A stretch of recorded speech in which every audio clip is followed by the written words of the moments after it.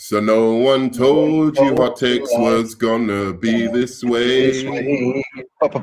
Your job's a joke, you're broke. Your love life died DOA. It's like you're always stuck in second gear. When it hasn't been your day, week, your month, or even your year. But I'll be there for you. Because when the rain starts to fall, I'll be there for you. Like I've been there before. I'll be there for you. Because you'll be there for me too.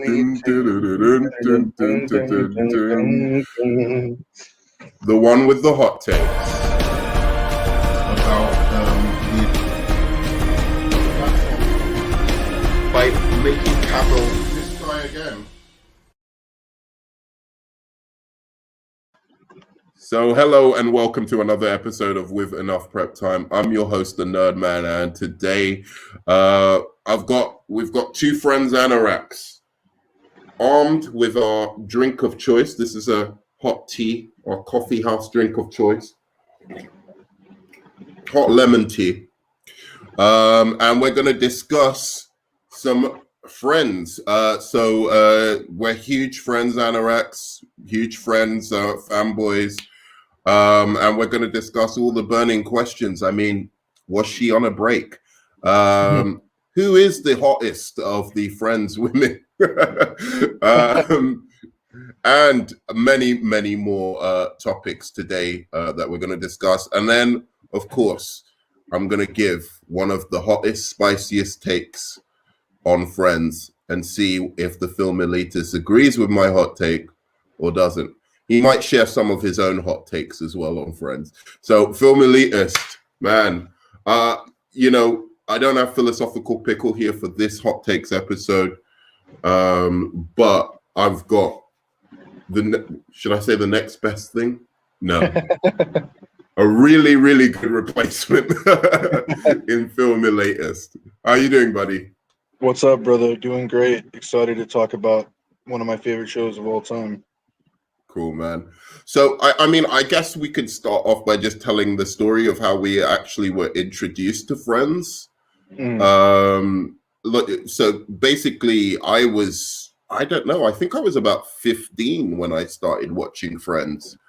Maybe, no, I was younger. I don't know how old I was in 1994.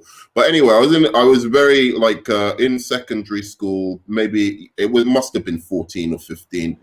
And I caught the very first, episode that aired in the UK of Friends, and I became almost an instant fan of the show. And I remember all the, how the buzz rose for the show. I'm probably responsible for a lot of fandom in London because I was telling everybody. And yeah, it was just what appealed to me after about it. But let me ask you, what was your introduction to Friends? Did you catch it when it first started, or are you a bit too young to have caught it then? So I was 2 years old in 94. But I remember the end of the show when it was happening, how big of a deal it was, and the billboards and stuff. When I started watching it, though, it was I was probably around 14 or 15 too. I just started watching it on Nick at Night at my house late at night, and I would just binge watch it. And then I got all the DVDs and caught up on it. And I was telling you earlier off stream, there was a summer where me and my brother and all of our friends basically lived in this apartment together. There's just this one summer, a reality show.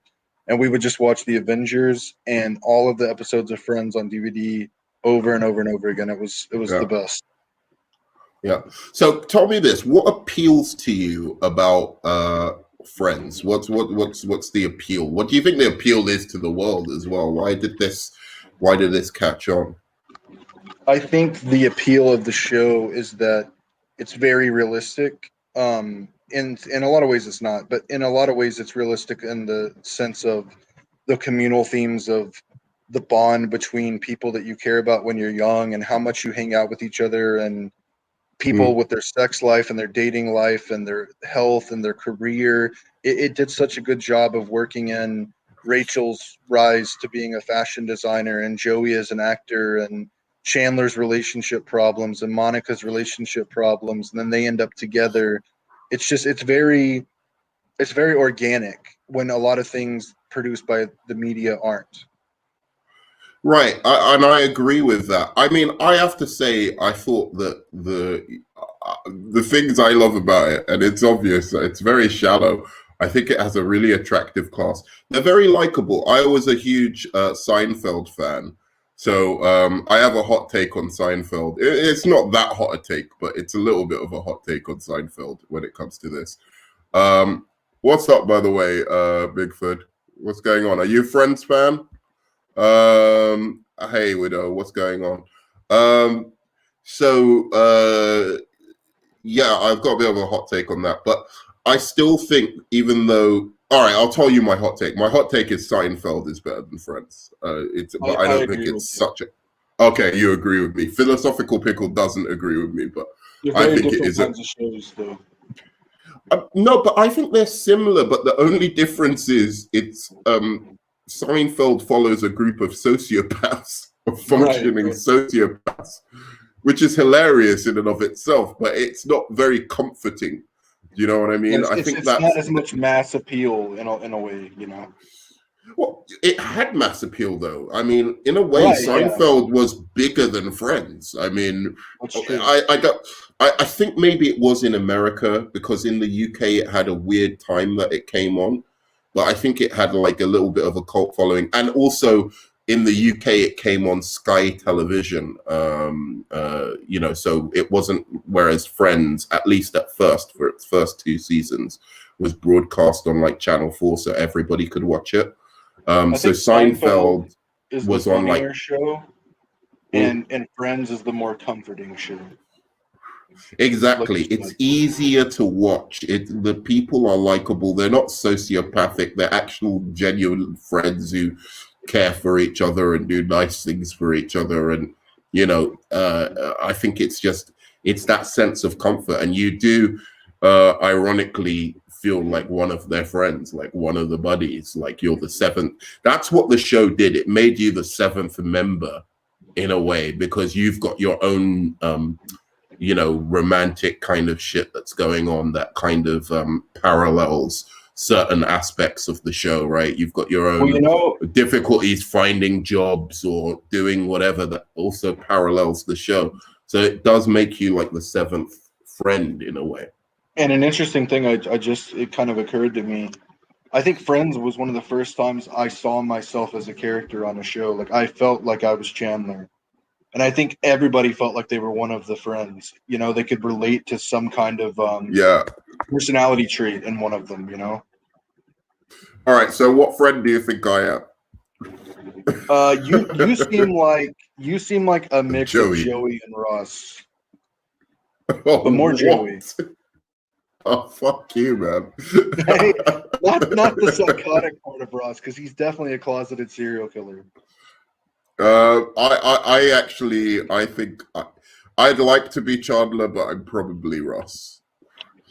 Nothing wrong with that. I bore people with talking about like intellectual shit, and I'm very clumsy, and I've got an all right track record with women, but I'm not like as slick as Joey. So.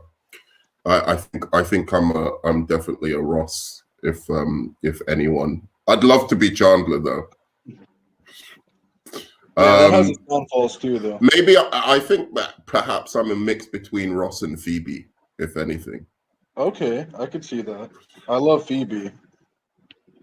All right, well, that brings us on to our second bit. So, tell me, in terms of ranking, who from the number 6 to number 1, who's the best friend? Okay, so from number 6 to number 1, Yeah. 6 for me would be Rachel. Oh, 5 you're would be crazy. You're crazy. 5. You're already destroying me. All right, go on. 5 would be Monica. 4 Okay. would be 4 would be Ross. 3 would be Phoebe. 2 would be Joey, and 1 would be Chandler. You're nuts. That is the worst possible list I've ever heard. I cannot believe you've said that. How on earth do you put, first of all, how do you put Phoebe behind Joey?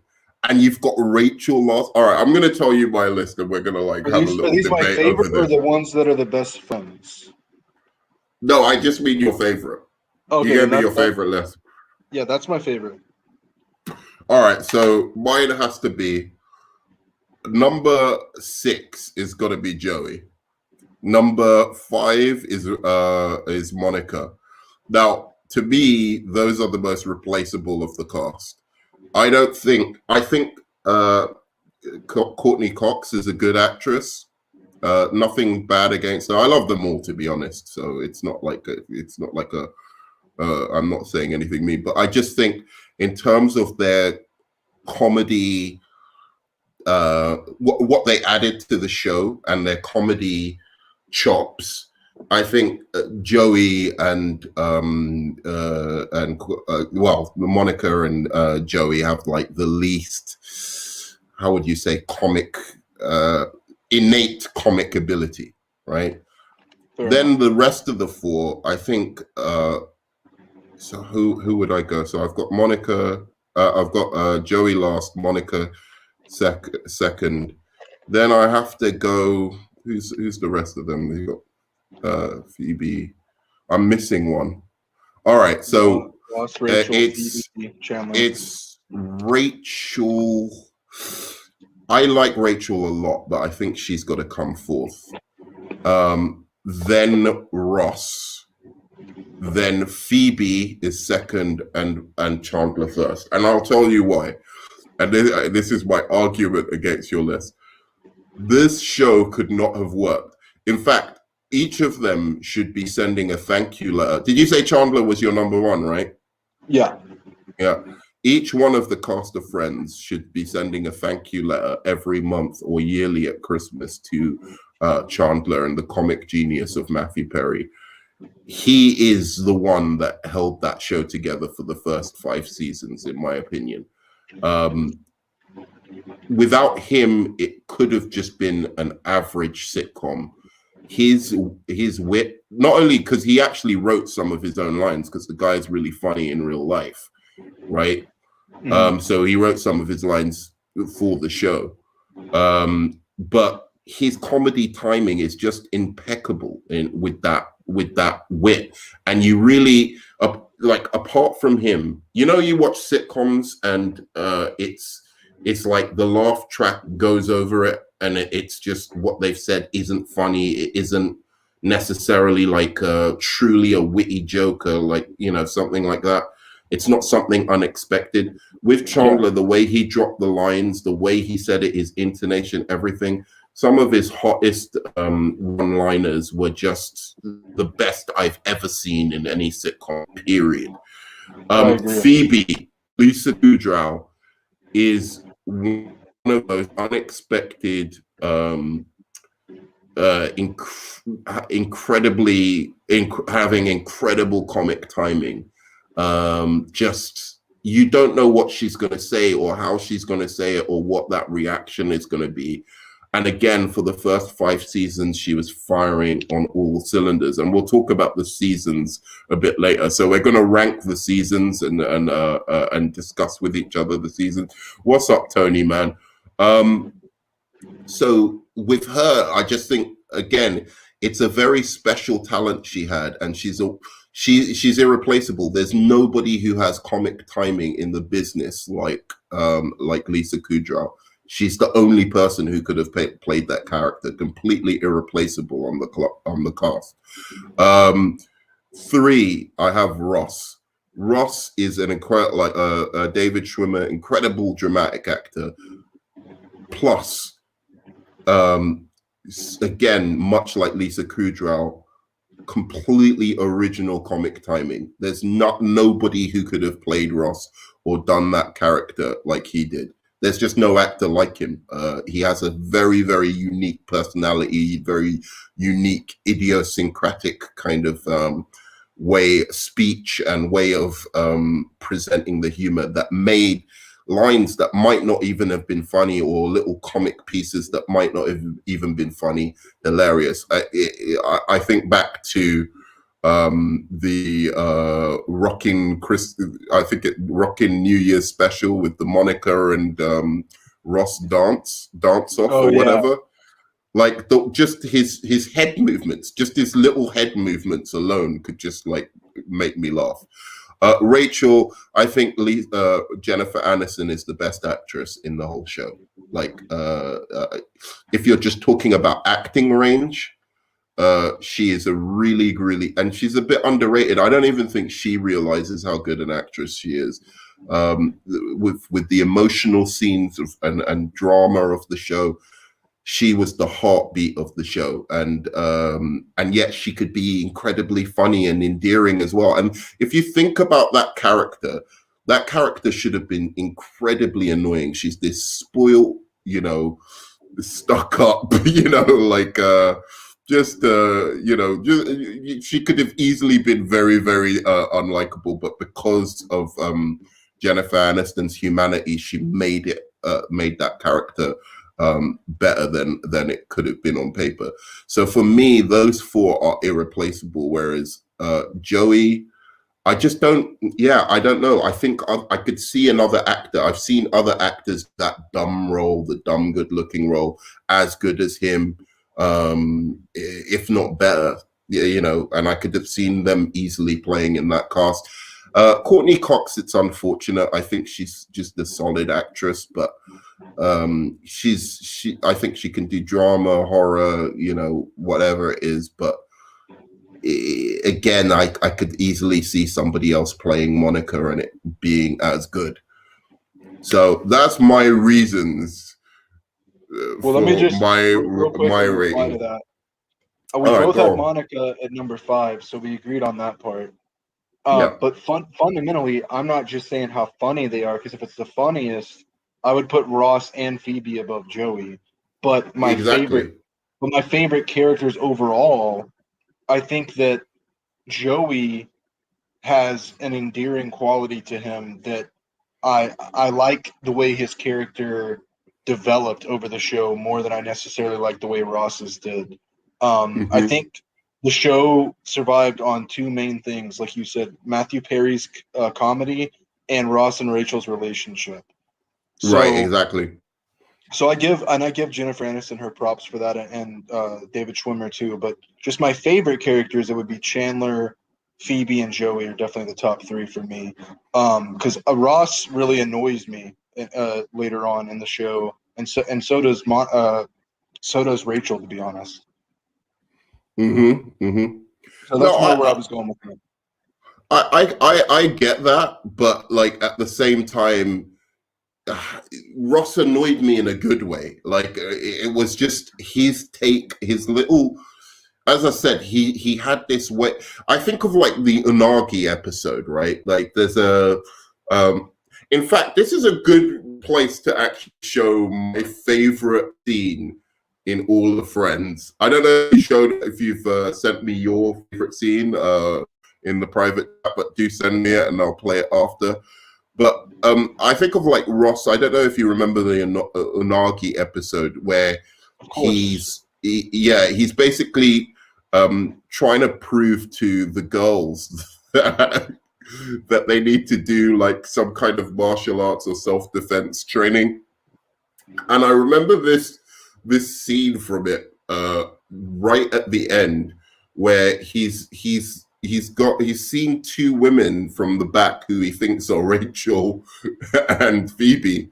Right. And he goes up to them and like, does his thing where he's like attack or whatever, and discovers it isn't them. And then he runs in front of Central Perk, and he just does this little swivel of the head to look in and see that Rachel and Phoebe are actually drinking coffee in there, and just the expression on his face, I might actually pull it up because it's just that fucking funny.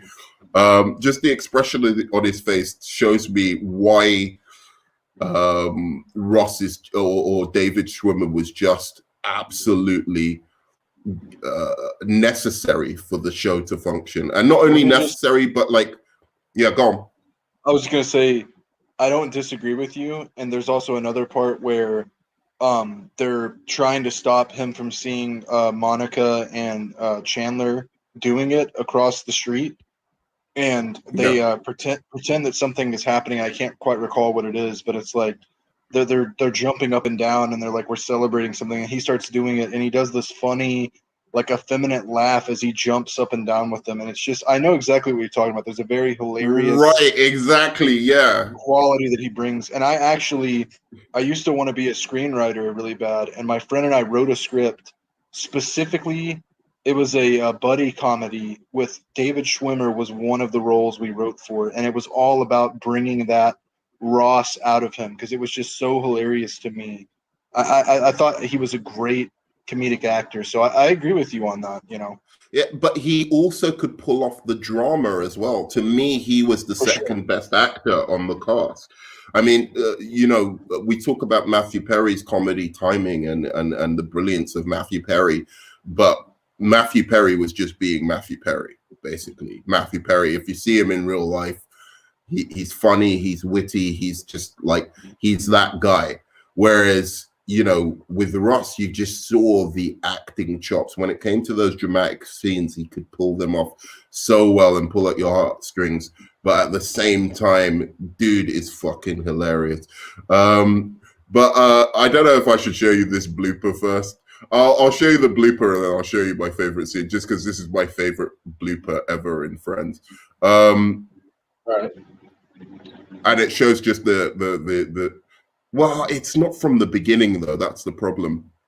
So to set up, basically, Matt LeBlanc and David Schwimmer are giving this look to each other. They're supposed to do this look of shock to what the super basically tells them. Something that will get them in trouble or something, some kind of hijinks, and they give each other this look, and then they do this kind of take that is it's kind of hilarious. But let me just make sure I've got the volume here. No, I don't. Great. So stop sharing screen.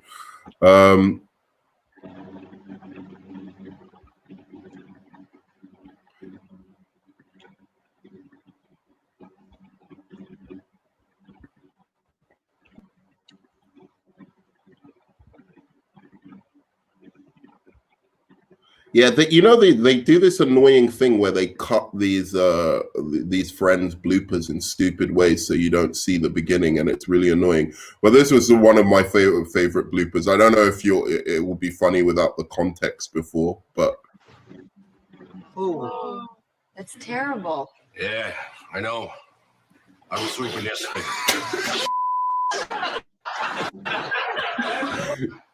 It's just that, like, because I was going to talk about like comedy duos on Friends, and funnily enough, I know a lot of people like Chandler and Joey, but I've always had a soft spot for Ross and Joey.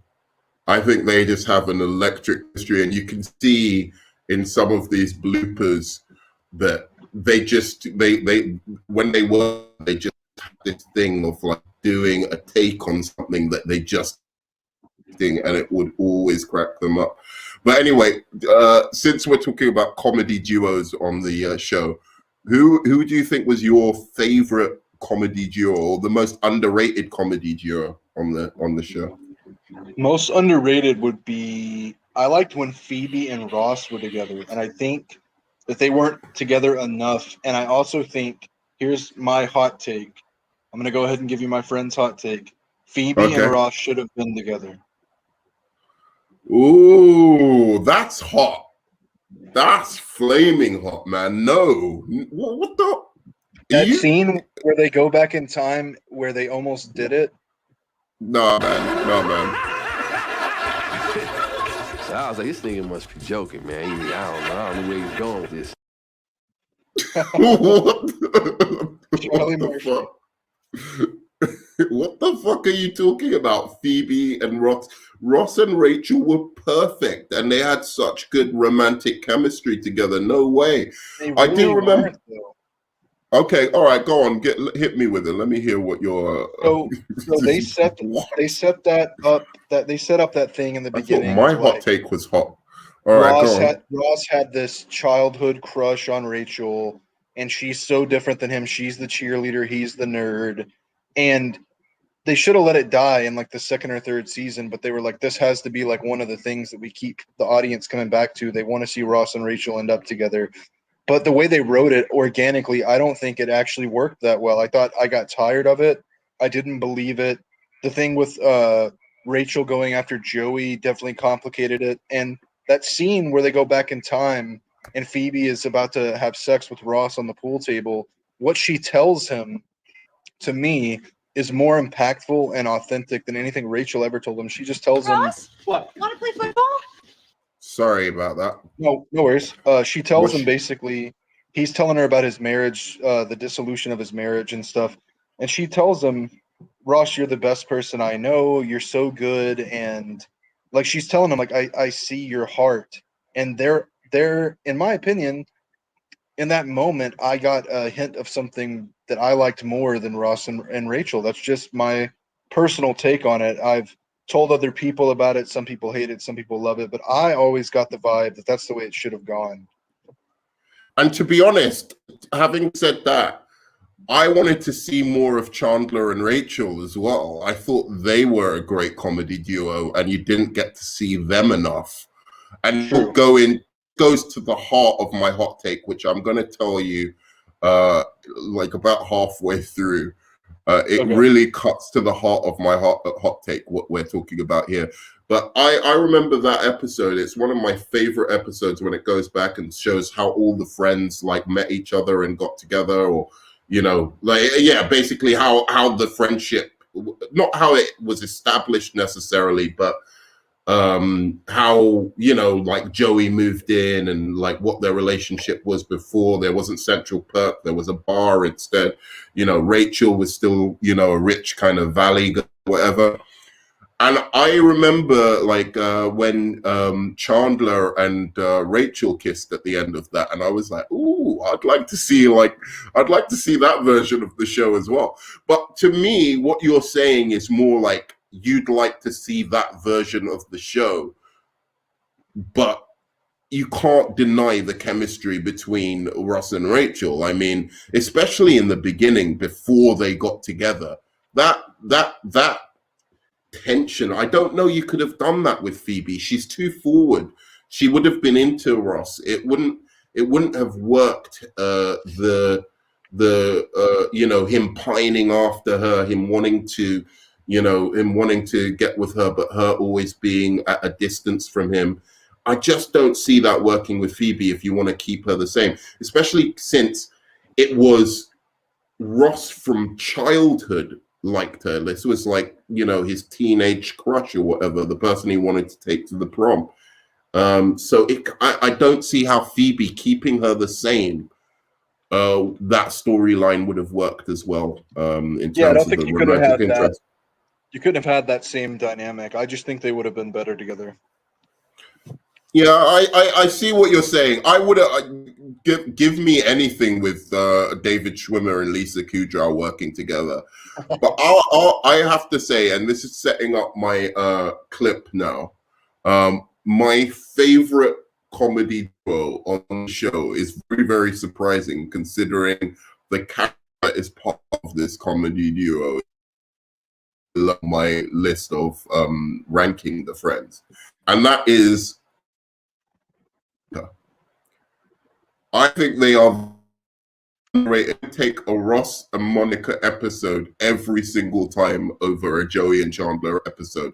I think Joey and Chandler are a little bit overrated in terms of their comedy chemistry. They were good, but there was too much. I got too much of them. Do you know what I mean? It was always Sure. Chandler and Joey, especially for the first. I would have liked them to mix that up a little bit more. So you got some Chandler Phoebe episodes, Chandler Rachel episodes. You know, those three did not interact half as much as they should have on the show. Like, especially when you think about Chandler and Phoebe's episode, the one where they find out. And you have Chandler like almost sparring off, like the two funniest characters sparring off against each other, and it was everything you would have wanted and more. It was one of the best episodes of the show. But as I was saying, every time Ross and Monica got together for an episode, it was always special. They always had they really seem like brother and sister, like these really stupidly competitive brother and sister duo, and just some of the things they would do with each other was just hilarious to me. So I've got a clip to just set up that this is set up, and this is probably my favorite scene. And it's part of the best of what Friends does, which is, when all six of them just have an episode together where they're just hanging out. I always loved those episodes. And this one shows, like, this is the scene I would show to people who don't like Friends, right? To say, hey, watch the show. Give it a chance. So here you go. Tell me if you can hear it. Ross, What? want to play football? Yeah, I can hear it. Monica and I aren't supposed to play football. Says who? Your mom? Yes. Well, every Thanksgiving, we used to have a touch football game called the Geller Bowl. No. You say that proudly. Anyway, Ross and I were always captains, and it got kind of competitive. And one year, Geller Bowl 6, I accidentally broke Ross's nose. It was so not an accident.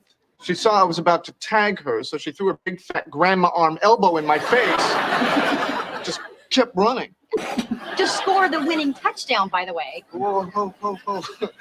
You did not win the game. The touchdown didn't count because of the spectacularly illegal. Oh, and by the way, savage nose breaking. I won the game. Oh yeah? Then how come you didn't get the Geller Cup? There was a Geller Cup. Yes, it was the trophy you got if you won the game. But our dad said nobody won that game, and he was sick of our fighting, so we took the trophy.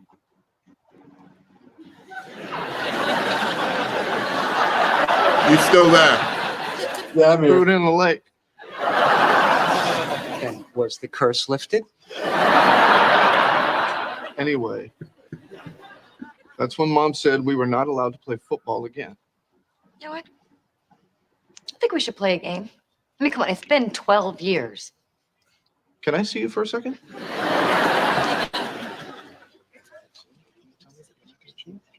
What? All right, we're gonna play. Well, wait a minute, though. How are we going to get there? Because my mom won't let me cross the street.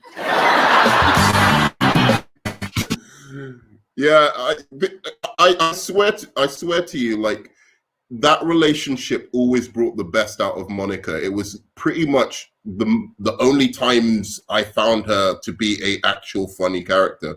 So what did you think? Yeah, no, I love that scene, and I like their relationship a lot. Like you were talking about when they had the dance off and the stuff when Monica is finally getting ready, or not getting ready to marry Chandler, but before she marries Chandler, and she's having this running gag of like she can't find a husband, but Ross is the perfect son and stuff. I think that dynamic and the stuff with her mom looking down on her, I always thought that brought out the better parts of Monica for sure. Yeah. Let's see what he has to say. Phil Williams is right. Ross and Rachel are a terrible couple when you look at it, but I love them. Phoebe and Ross are such opposites that it works. Dude, come on, man. Look, I know they're so opposites that it works, and they both have great comedy timing as well. So I think they're the closest in terms of their comedy style, is Lisa Kudrow and David Schwimmer, because they have those unexpected takes like each other. But come on, dude, like, it's Rachel and Ross. They were the heartbeat of the show. And yeah, they got a little bit annoying at times, but they weren't as annoying as a certain other couple, which we will talk about a bit later. I can't believe I can't make this. I want to dunk on Nerdman so bad. Oh no. Tell the truth about how you feel about Friends. What do you mean? I am telling the truth. No, I think he's talking about me. He's trying to say that I don't like Friends that much or something. Oh, okay. What does that refer to? It's because every time I was around him for the last 2 years, every time he was eating something or there was any break in the conversation, any chance he got, he was spamming me with Friends on Netflix. And I told him I'm tired of watching it over and over and over. It's taking Yeah. the fun out of it. No, exactly, dude. Yeah, I that's too much. needed a palate cleanse, and I'm just Yeah. about ready to rewatch it. Yeah. Where do you rank Friends? Where would you put Friends in relation to How I Met Your Mother? Oh, it's 10 leaps above, in my opinion. Yeah, I think so as well. I wonder, because some people say that that one. I think that one's really funny, but it doesn't have a rewatchability value. No, That's the especially only because they messed up the final couple seasons so badly. Yeah, I know. The ending was pretty fucking lame, where he gets together with what's her name, after Robin. we've been waiting for this mother for ages, and then he just ends up with Robin. That was a pretty lame cop out. But all right, let's go on to another burning topic of Friends. So were they on a break? Yes. Well, that's not going to be much of a debate then. In my opinion, they were, yeah. But yeah, and like, he did not fucking cheat on her. Like, she was basically had broken up with him for all intents and purposes. And yeah, maybe he slept with someone a little bit too fast, but he may have interpreted that as a breakup. Didn't she crazy say literally? That anyone can think anything else? Didn't she literally say, "I'm exhausted and I need a break. I Right. need time"? Like, what is he supposed to think that means? Like, and like we were saying about him caring about her so much since even high school, he finally got with her, and then it ends like that. His heart had to be broken in a way that most people haven't ever felt before. As bad as you can have your heart broken, and for her to tell him that, I mean, he was not in his right mind. On top of the fact that they were on a break. Yeah, I mean, exactly. I just think that it's not even a conversation, really. I mean, did he respond in the best way to it? No, he didn't. And also, when I say his response to it, I mean, like, after, especially when they got back together and there was the letter front and back and whatever, he should have just taken the lumps and just, like, got back together with her. I don't know why he decided, like, oh, I'm too proud to admit that I was wrong or something like that. You get to go out with fucking Rachel or Jennifer Aniston if you just silence yourself, right? So just do it. But at the same time, it was very clear to me. I didn't even think it was an argument. She broke up with him. Now, I call it a breakup. I don't even say it's a break. It was a breakup. And what does it actually, very interestingly for me, is a break normal vernacular in America? Does that have like a meaning? Because in the UK, that doesn't mean anything. I don't know what that would. Nobody ever, before Friends, nobody would ever say, let's take a break. It's like you break up or you're together. That's a super common thing. And basically what it means is, like, we're not breaking up, but we need time apart. Right. So if we need time apart, does that mean you can go out with in between? Well, that's usually what people mean by it. I guess everybody's different, but I can totally see why. I think that's the central issue of that whole thing was like Ross was saying, okay, not only were we on a break, but the way I interpret a break means you're going to see other people. And I think she was trying to say we weren't on a break. I just needed time away from you. Like, okay, yeah, we're staying apart, but we're not actually on a break. Like, because it's an American thing, like you said, where it's like, okay, yeah, we're going to take time apart, see other people, and see if we really love each other. That's kind of what that means. Right. That's what I thought it was. So I figured that what you're saying is that. Ooh, you've got two clips here. Which one's your favorite scene? The first one or the second one? The first one is my favorite line ever, but the second one is my favorite scene. All right, we'll do your favorite scene first, and then we'll do the favorite line. So yeah, no, I really think that you're right there. That sorry, no, I was trying to like understand in America, like so Rocky did do something wrong then, because I've always been under the impression that a break is that you're.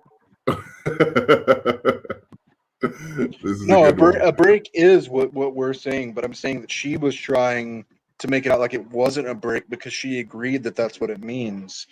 So she wouldn't have said it wasn't a break if he didn't do something wrong. If they were on a break, then she would just say, okay, yeah, we were on a break. But she says we weren't because she knows that Ross was in the right. Because a break usually means in America, like, we're going to go do our own thing, stay out of each other's lives. And if we come back to each other naturally, then okay. But if not, whatever.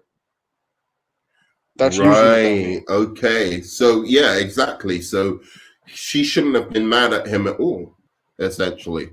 That's what I think. And also, he was drunk, right? He was super drunk. He was, he was heartbroken. He was looking for some comfort. And then she's like accusing him of cheating. He wasn't technically really cheating even if you do presume that, a break means just a little bit of a break, but, we're kind of still a little bit exclusive.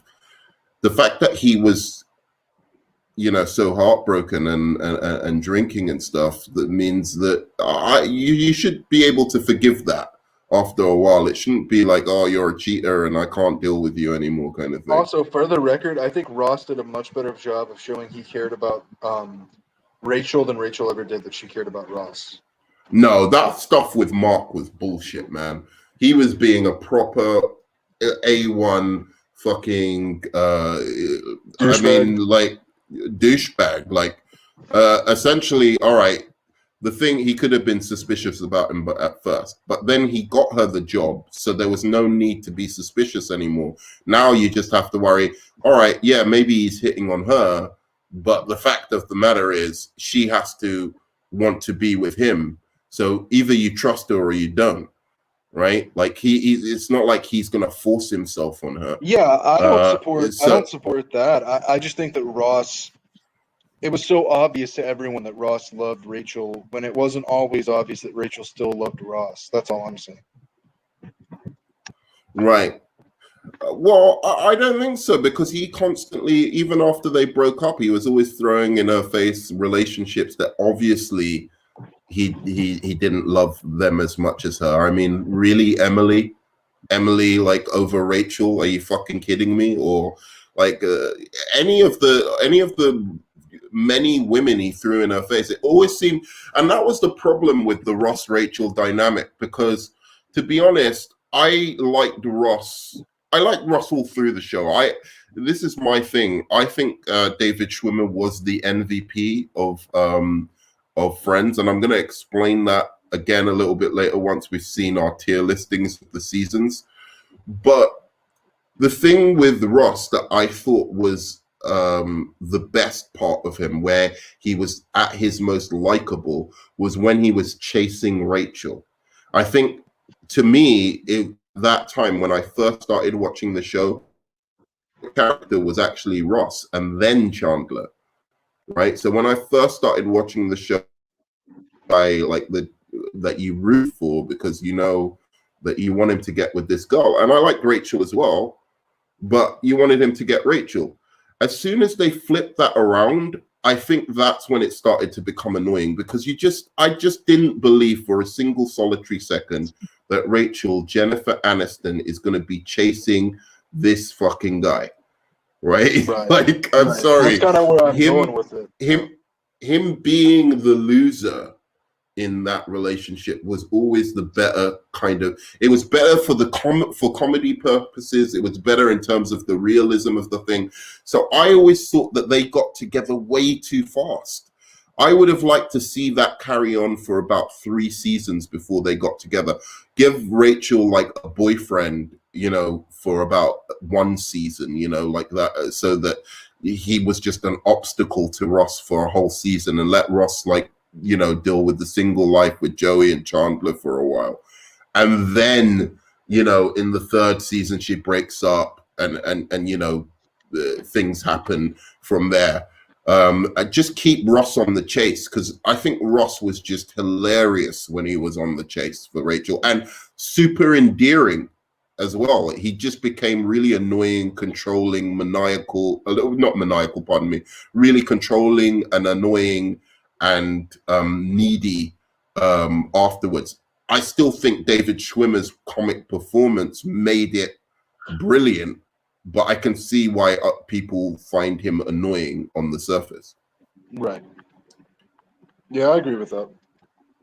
Okay, so I was hoping maybe if you have a response. So for me, why is this your favorite scene? I think this is the funniest Ross moment to me, and there's something because that's the thing. Seinfeld did like more absurd and darker humor. Friends didn't always veer into that territory, but this is a moment where, like, you've probably seen the video where they take the laugh track out of this. It's so dark. It's Ross is being a psycho. There's just something hilarious about that to me. All right, let's have a look. It's funny that we've all picked Ross-centered scenes as our favorite scenes in the show. Which in the fridge, Right. oh, you know what? Well, I'm sorry. I believe I ate that. You ate my sandwich? It was a simple mistake. It could happen to anyone. Oh, really? Did you confuse it with your own turkey sandwich with a moist maker? No. Do you perhaps remember seeing a note on top of it? There may have been a joke or limerick of some kind. That said, it was my sandwich. Now calm down. Come look in my office. Some of it may still be in the trash. Well, it was quite large. I have to throw most of it away. You threw my sandwich away. My sandwich! My sandwich!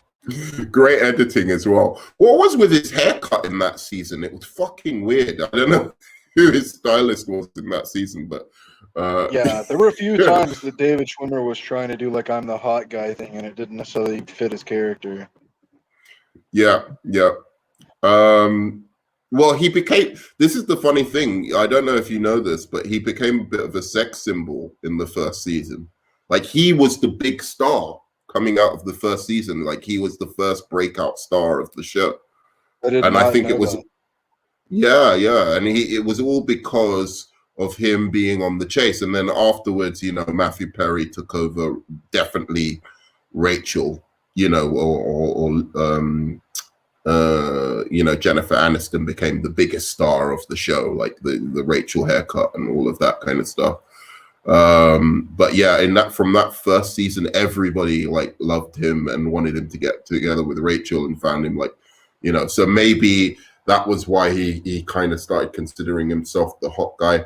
But yeah, I love that scene, dude. It's like it's the perfect encapsulation of Can I set what I up was this saying. other one that has the line in it, if you don't mind?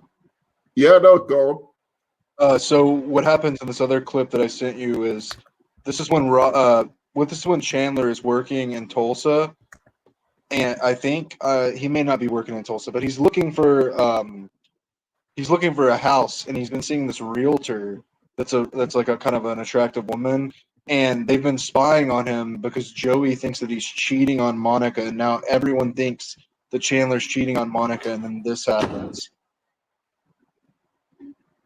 Okay, all right.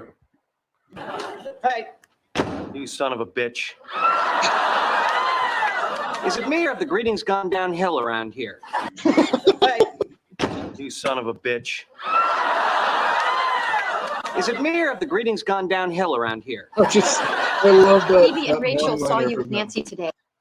Is it me or the greetings gone downhill around here? Perry has so many good ones. I think I'm trying to just, because I don't want to play too many videos, but I'm just trying to remember my favorite Chandler line.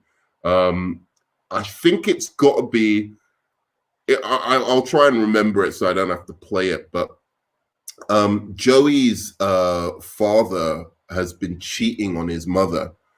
And so the person that and his father's visiting the flat, and the person that his father is cheating on him with comes to visit him at Joey's flat as well. So they're sleeping in Joey's room and Chandler's room respectively. So Joey and Chandler are sleeping together in a bed.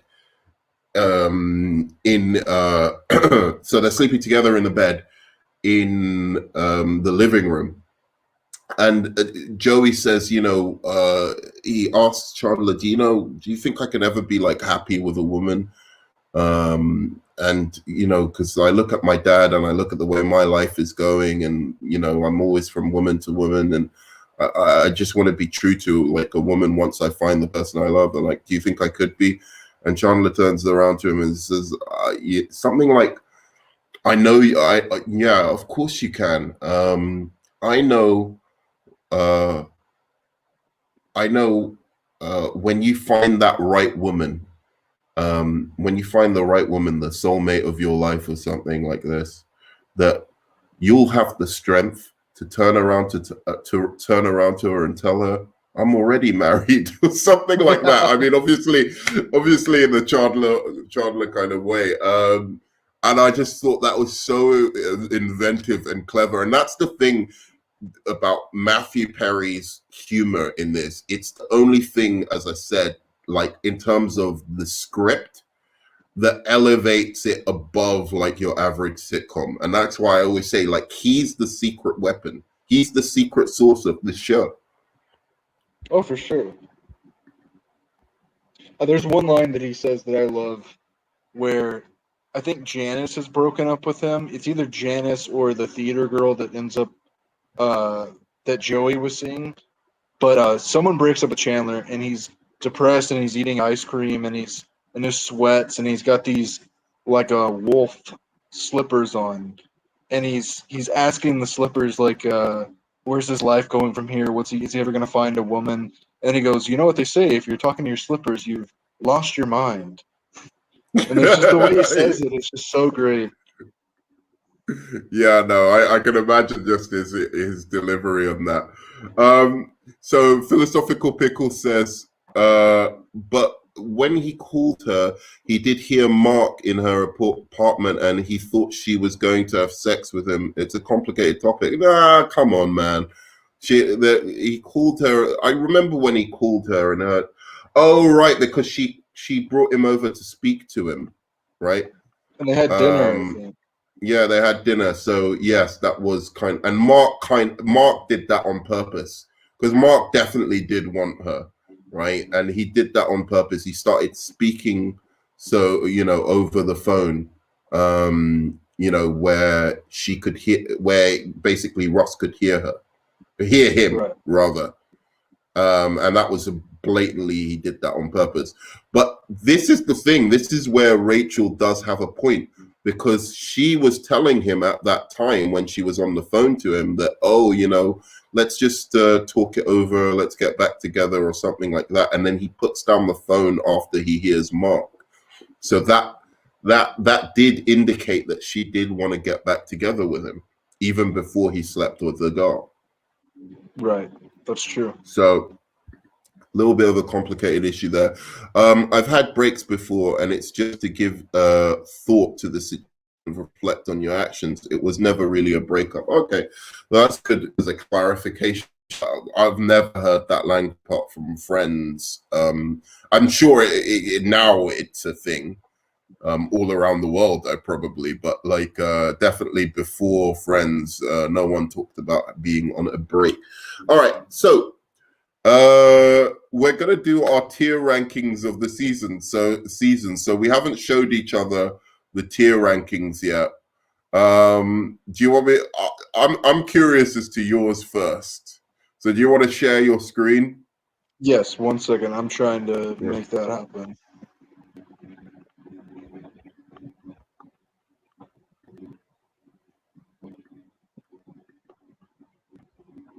Okay. So we're tier ranking our favorite seasons, or seasons from the best to the worst on our tier rankings. Is it working? Yes, indeed it is, except I can't see. Let me see. This is my one right now. All right, so I'm gonna have a look at yours. Ooh.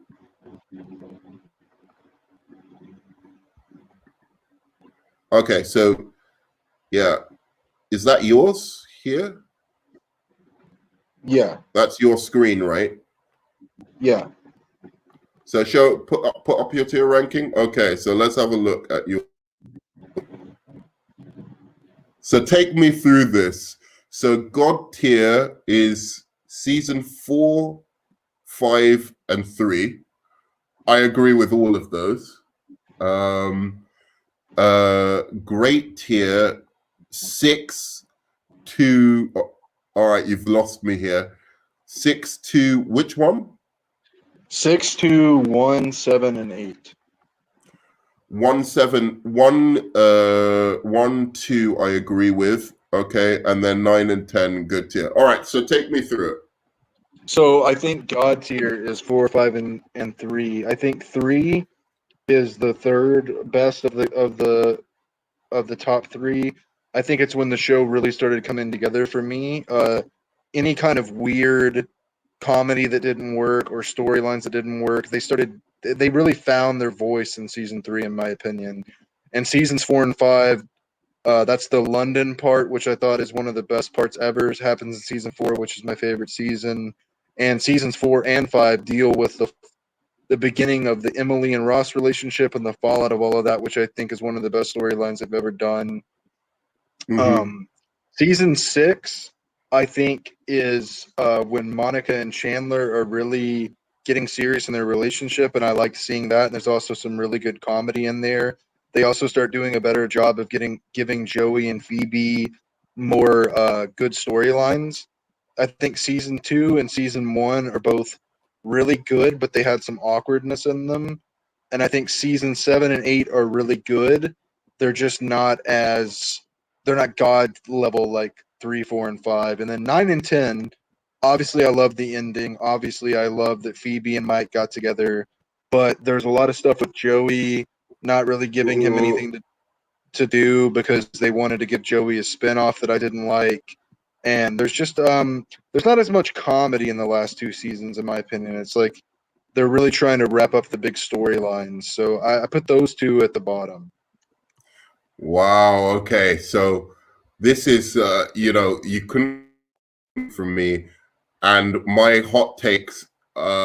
You've hit upon 2 of my big hot takes for the show.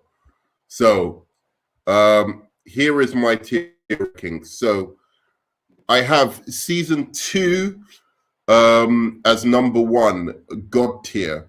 I loved it. I loved it when it was a little bit rough around the edges. I loved the fact that they were doing things in the show where it felt new and fresh and like and edgy. This was the edgier time of Friends, where they were talking about like sex and being single quite candidly. All of the friends pretty much were single here as well. So they were actually genuinely friends, which was nice as well. It was a nice dynamic to have that rather than them being in couples. I think the couple stuff ruined the concept of Friends. I'll get more into that. Season 4, I think, as you said, this is when they were firing on all cylinders. They'd really found their voice, and they were at funniest in terms of the writing, the wit, the Chandler lines, the Chandler storylines. They got really good at writing Phoebe and Joey by then, whereas Joey, I think, was a little bit weaker in the first seasons. And while Phoebe was always funny, I think she was a little bit aimless before the season 4. I've got season 3 also in God tier. I can't quite make out if that's season, but anyway, season 5 and 3 are also God tier. So here's my hot take. I'm just going to give you my hot take because I'll tell you about season 3 first. Season 3, again, I just thought was an excellent season. I didn't quite find it as funny as season 2, but season 3 was still excellent. It was at the top of its game. It had a lot of bottle episodes where it was just the 6 friends hanging out together, which I really liked as well. And I think 3 or 4 or 5 of my favorite episodes ever of Friends are in season 3. That being said, let's get to the hot take for explaining season 5. My hot take is getting Monica and Chandler together ruined the show. It ruined Chandler, ruined him. I think Chandler needed to be, either they needed to do one of two things. They get Chandler together with Monica and then break them up and have Chandler on the chase, be single again, stuff like that for at least 1.5 seasons afterwards.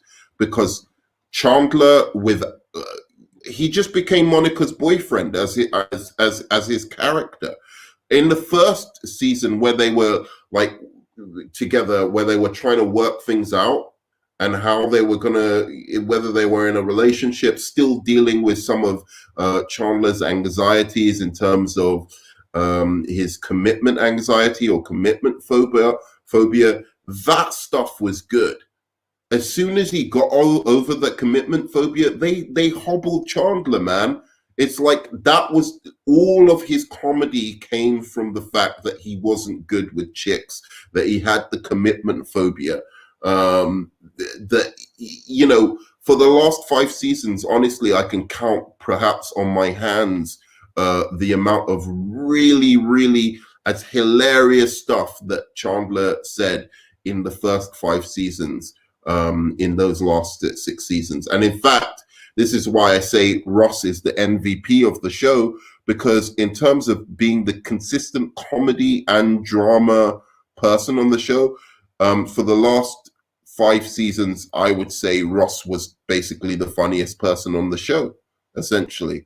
My hot take has lost me some viewers. No, I would say that on some level, I agree with you, because that's part of why I think season 9 and 10 are my least favorite, is because at the beginning when Monica and Chandler get together, it's like you said, when he's having trouble with commitment and seeing them getting married, that part's really entertaining and he's still funny. But at the final couple seasons when he's like working in Tulsa and they're trying to move away to the suburbs, I just didn't give a shit about that at all. And that's why 9 and 10, along with the thing with Ross and Rachel just dragging it out, and other than Phoebe getting married, there's almost nothing redeemable. And the finale, there's nothing redeemable in those last 2 seasons for me. Right. Here's my next hot take, since you've brought it up. Mike and Phoebe were a terrible couple, and also it helped her. Phoebe was hurt. Also, here's the thing about seasons 6 till 10. Right, that was a big problem with them. The comedy became way too broad. Like, these were no longer actual characters that were believable. They became too, how would you put it? Like it's like they'd established Phoebe's the quirky one, and Chandler's the one with the quips, and Monica is the one who's neurotic and a clean freak, and that is all they were. Whereas before, in the first 5 seasons, they were a bit more 3-dimensional. Yes, they had their own specific thing, but they could be more than that thing as well. They didn't just always have to be quirky, and it almost became to the level in 6 and 10, still better than this show, but almost got to the level of the humor from The Big Bang Theory, where it felt like you're trying to make me laugh all the time, right? And whereas the comedy in the first 5 seasons seemed organic, natural to the situation. Sometimes they didn't always have to be making a joke at you every 3 seconds. They just let the jokes come naturally occurring from the situation. Well, let me ask you this. Yeah, go on. I'm kind of pivoting here, but I want to dunk on you in honor of Pickle. How is season 6 the worst season? Because let me point a couple things out to you real quick. That has the one after Vegas, which is awesome. It has the Inagi episode. It has the Inagi episode, which we talked about earlier with Ross, and it also has the proposal, which, even though I get where you're going with the Chandler becoming less funny or whatever, at that point, that wasn't really the case, and I think that was the pinnacle of Chandler's character, seeing him... The proposal. Yeah, the 2-part episode where he gets over his fear of commitment and he's thinking that she wants to be with Richard, and that was bad. That was bad. Dude, that was literally a bad episode. Dude, that's one of the most You're memorable... reminding me now why I hate season 6 so much. All right, carry on. Oh, man. I'm just saying, to most people, that is one of the most endearing parts of Friends. The guy couldn't act. This is what I was telling you about Matthew Perry. Great comedy timing, but the man can't act. And that scene where he proposes to Courtney Cox is one of the best examples of the limitations of Matthew Perry as an actor. It was unbelievable. So I'm going to actually put it up here. Talk while I'm doing this. I'll just say this.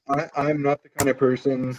I have some hot takes, even though you're Hot Takes Tuesday. I have some hot takes myself. I think Forrest Gump is a overrated piece of shit. I don't cry and get emotional and sentimental about the most generic stuff that's a part of American and global cinema, whatever. The Forrest Gumps or whatever, the world. But the moment that Chandler got on his knees and proposed to Monica, it's one of the few times in my life ever that something in the media made me cry. And I'm not ashamed. My God. Oh my God! It was. You should be. It was disgraceful acting. First of all, by people paid millions of dollars to act, and then it was just unbelievable. I mean, we'll watch the scene together, but everything was so corny. And to be fair to Matthew Perry, it would be hard to be part of such a corny scene. Go on. Ask me the question. Just one question before we watch the clip. Do you think that even if you don't like that moment, is it better executed than the final moment of Ross and Rachel? Because I think it damn well is. Absolutely not. Absolutely not. I would take any Ross and Rachel scene, and we could compare it. We'll compare it right now. I don't mind. I would take any Ross and Rachel scene where they had some kind of dramatic moment together over any Chandler and Monica scene where they had a dramatic moment together. All of them just didn't work. When they were doing comedy together, when it was funny, when they were, when it was about Matthew Perry not being able to, and it's funny that we have, because right next to, if you look at Chandler proposes to Monica, there's this one, and then right above it was the one where he actually proposes, but he doesn't want to propose. He actually was just doing it. That one is so much better, and it's Matthew Perry at his best. It's playing to all of his strengths in comparison to this, where he has to cry and pretend to cry and sob. And I don't believe for a second the man is crying in this scene. So let's watch this. I just think maybe it will change my mind. I'll watch it again, and maybe it'll change my mind.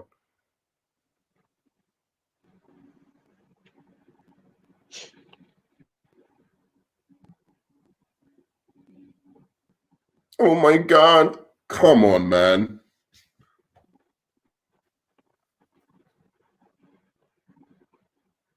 I actually can't see it. Oh, I'm not sharing screen. Sorry. No worries. Thanks for telling me. Yeah, I thought that might be for the audience. Yeah, no, it was definitely for the audience. It's supposed to be.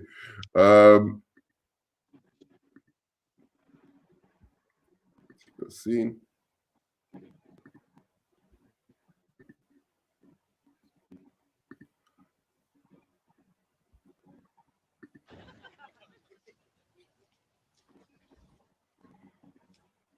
Oh my God.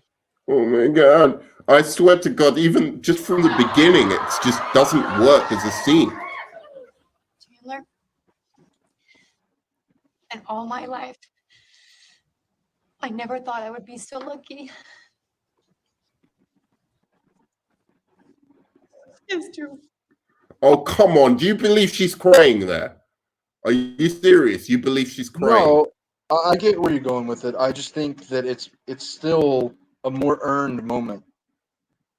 All right. I'm in love with my best. My best. There's a reason why girls don't do this. Oh my God. I'll do it. I thought.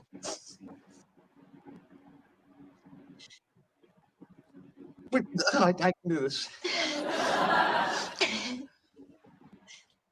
I thought that it mattered what I said or where I said it. And I realized the only thing that matters is that you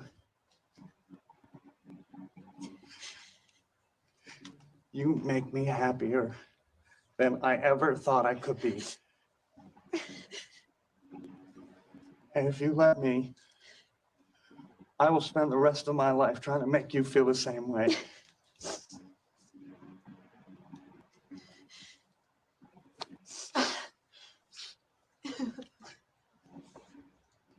Monica, will you marry me? Do you know what I realized? What's that? Just now watching that again, because I've only watched it maybe once or twice. It's her fucking up the scene. It's not Matthew Perry. She's just so bad at it. Like, she was really terrible in that scene. Like, look, you didn't believe her crying. You didn't believe when she said, there's a reason why girls do this, or it was the line before, like, that she made seem so artificial. He actually is doing quite well, except they should have just said, don't bother even trying to cry. If you can't cry, don't bother trying to cry, because it's him pretending he's crying that looks so fake. I'm sorry, it just doesn't. I need to destroy Nerdman on this. They are the best couple on the damn show. No, they're not. And all right, look, we can compare this, because he wants to compare right now. I'll show a couple of things here. Okay. So, first of all, we compare this to this. Where's where Monica? Chandler is at his I need to talk to her. absolute It's urgent. Is she here? I'm Monica. and Monica as well. It's urgent. Okay. Okay, I've been doing a lot of thinking about us, a lot of us thinking. And, well, I guess there's only one way to do this.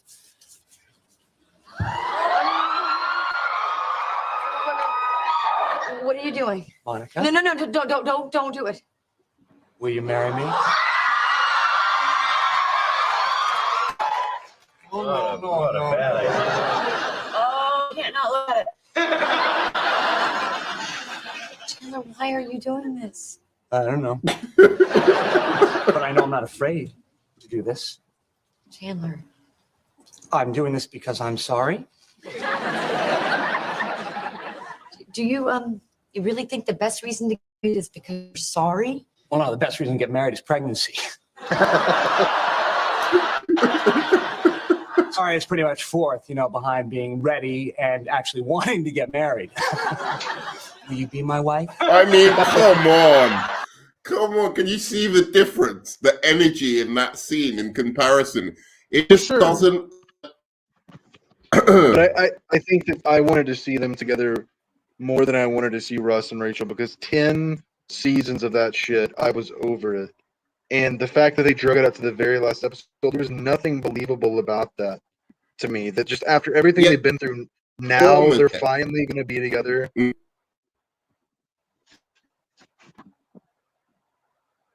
Carry on. No, I was just saying, after that many times of them having a child together, and we were on a break, we weren't on a break, and Julie and Emily and Mark, and now I'm hanging, I'm fucking with Joey. Like, they should have got together as soon as they had a kid together. That was bullshit. The last 2 seasons should have just been Ross and Rachel together. They strung that out way too long. As soon as she was pregnant, like maybe they could have left it a couple of, a few, let's say a few episodes or like 5 episodes of them getting together, and then just leave them together. It was too much. You're absolutely right. But for the most part, those guys performed that relationship at a much higher level, because David Schwimmer and what's her name? Jennifer Aniston are better all around actors.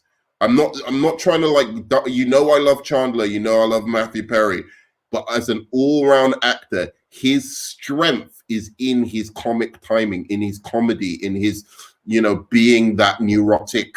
You could just see the energy of that scene, of the scene where where he gets to play the comedy guy, where he gets to play the clown, the underdog, the guy unlucky in love. He makes so much more sense, and his energy is so much more palpable when he's doing that. They drained him of any energy.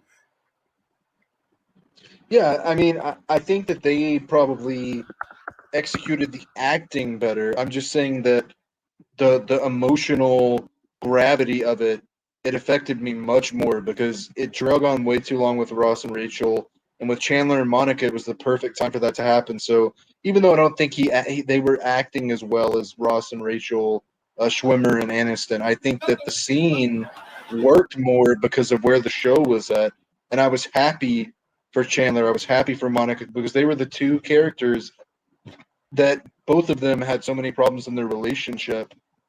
Seemed like they were going to maybe end up alone, worried outwardly, express that to their friends, and they end up together. So it really affected me. Pickle is crazy, man. Yeah, but no, I can see what you're saying, and I can see how you'd root for them. But again, I root for comedy. I root for my entertainment. I don't need Chandler to be happy in marriage. I want him to be horribly miserable for my entertainment. That's why. That's when he's at his best. I'm not here for I'm gonna like the show just because it's doing what I want. Now, would I personally, if Chandler was still single by season 8 and, maybe pining after Monica or something like that, would I have rooted for him to get together with Monica? Absolutely. But at the same time, for entertainment purposes, for him going out on those dates and that went wrong, for him, finding girls and thinking, oh, her thumbs are too big, and he can't, he can't not concentrate on her thumbs or something, or whatever the fucking ludicrous thing was that made him not be able to like this girl or that girl. That was all too funny to give up. I'm sorry. I just couldn't. Maybe it's this. Maybe for the reason that I like it is because they executed what they should have done with Ross and Rachel 6 or 7 seasons in instead of 10. maybe at the expense of Chandler being as funny as he was before. But I was happy that that wasn't turning into something that drug out forever. I was glad that they just got together and they got to be happy. No, but this is the thing about Ross and Rachel. I'm glad they broke up. I just think they should have got back together sooner. But Right, I'm that's what I'm glad they saying. broke up. I mean, if that was what was boring about Chandler and Monica. They got together for one season, it was funny, and then afterwards, it was just like, oh. And another thing that it did is it took away that dynamic of, oh, who's going to be the comedy pairing this week? It was every week. It was Chandler and Monica in storyline together. Like it was rare. And every time Chandler did get to play with a cast member like Rachel or like Phoebe, it was fucking hilarious.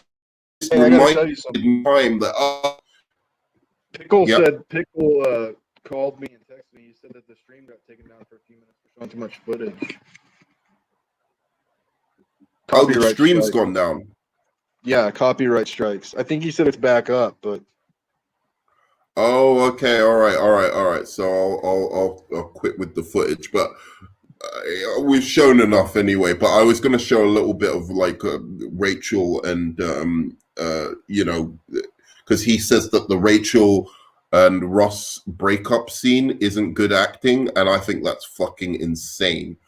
To me, I actually agree. I agree with that. I think Jennifer Aniston sucks in that scene. oh man, I have to play the scene. I have to She's play the fake scene. crying What are just you? as bad as they were. No, she is not. She's so emotional. She does so well with the emotional material. Are you in? I thought you were going to agree with me. I really did. I think you're biased. I think you're biased because you don't like Ross and Rachel together. I'm sorry. I'm giving Both you my of you are sincere biased. opinion. No, I know it's your sincere opinion, but I think you're biased. I think you're not looking. Just look. I can't play the scene. Schwimmer is I good in can't- that scene. I don't think Jennifer Aniston was. All right, we'll play it off. We'll play it together off the screen, and I want you to tell me exactly where Jennifer Aniston is acting badly in the scene. Okay. But we'll play that off the thing. But that is crazy to me. I think they did such a brilliant performance, both of them, in that scene, and it was one of those great moments in Friends where they didn't just try and make you laugh. They genuinely stuck with a dramatic moment, and I really missed that in Friends, where they would actually stick with dramatic moments for a while. But yeah, I don't know if you do you agree, like during seasons 1 and 2, that they would just have these moments of just drama where you'd hardly have a laugh track. There'd be some funny things said, but in general it was just they had like a dramatic scene and they just allowed that to play out. You didn't really see that again until season 10. Yeah, that's true. Yeah, I really There was enjoyed a lot when the of show build was up. like There that. was a lot of build up to their relationship. Yeah. Aniston is okay, but Schwimmer is bad in this scene. See, he says it that these hands, this face, this he's crazy. See, do you see what I'm talking about, Film Elitist? And I agree with you. David Schwimmer's better in the scene than Jennifer Aniston, and he's nuts. He's saying David Schwimmer's bad in the scene. Yeah, I don't agree with that. I think it's Jennifer Aniston. I think she's super corny with her squealy fake crying. It's very annoying to me. Can I play this scene? Should I risk it? Take a chance once. I'm gonna take a chance because this is bullshit, man. You're talking nonsense. You're so sweet. I think I'm falling in love with you all over again. Look, Rachel, I wanted to tell you. I thought I should. I did, and then Chandler and Joey convinced me not to. Well, this isn't the best part. Don't you realize? No. I'm gonna order a pizza.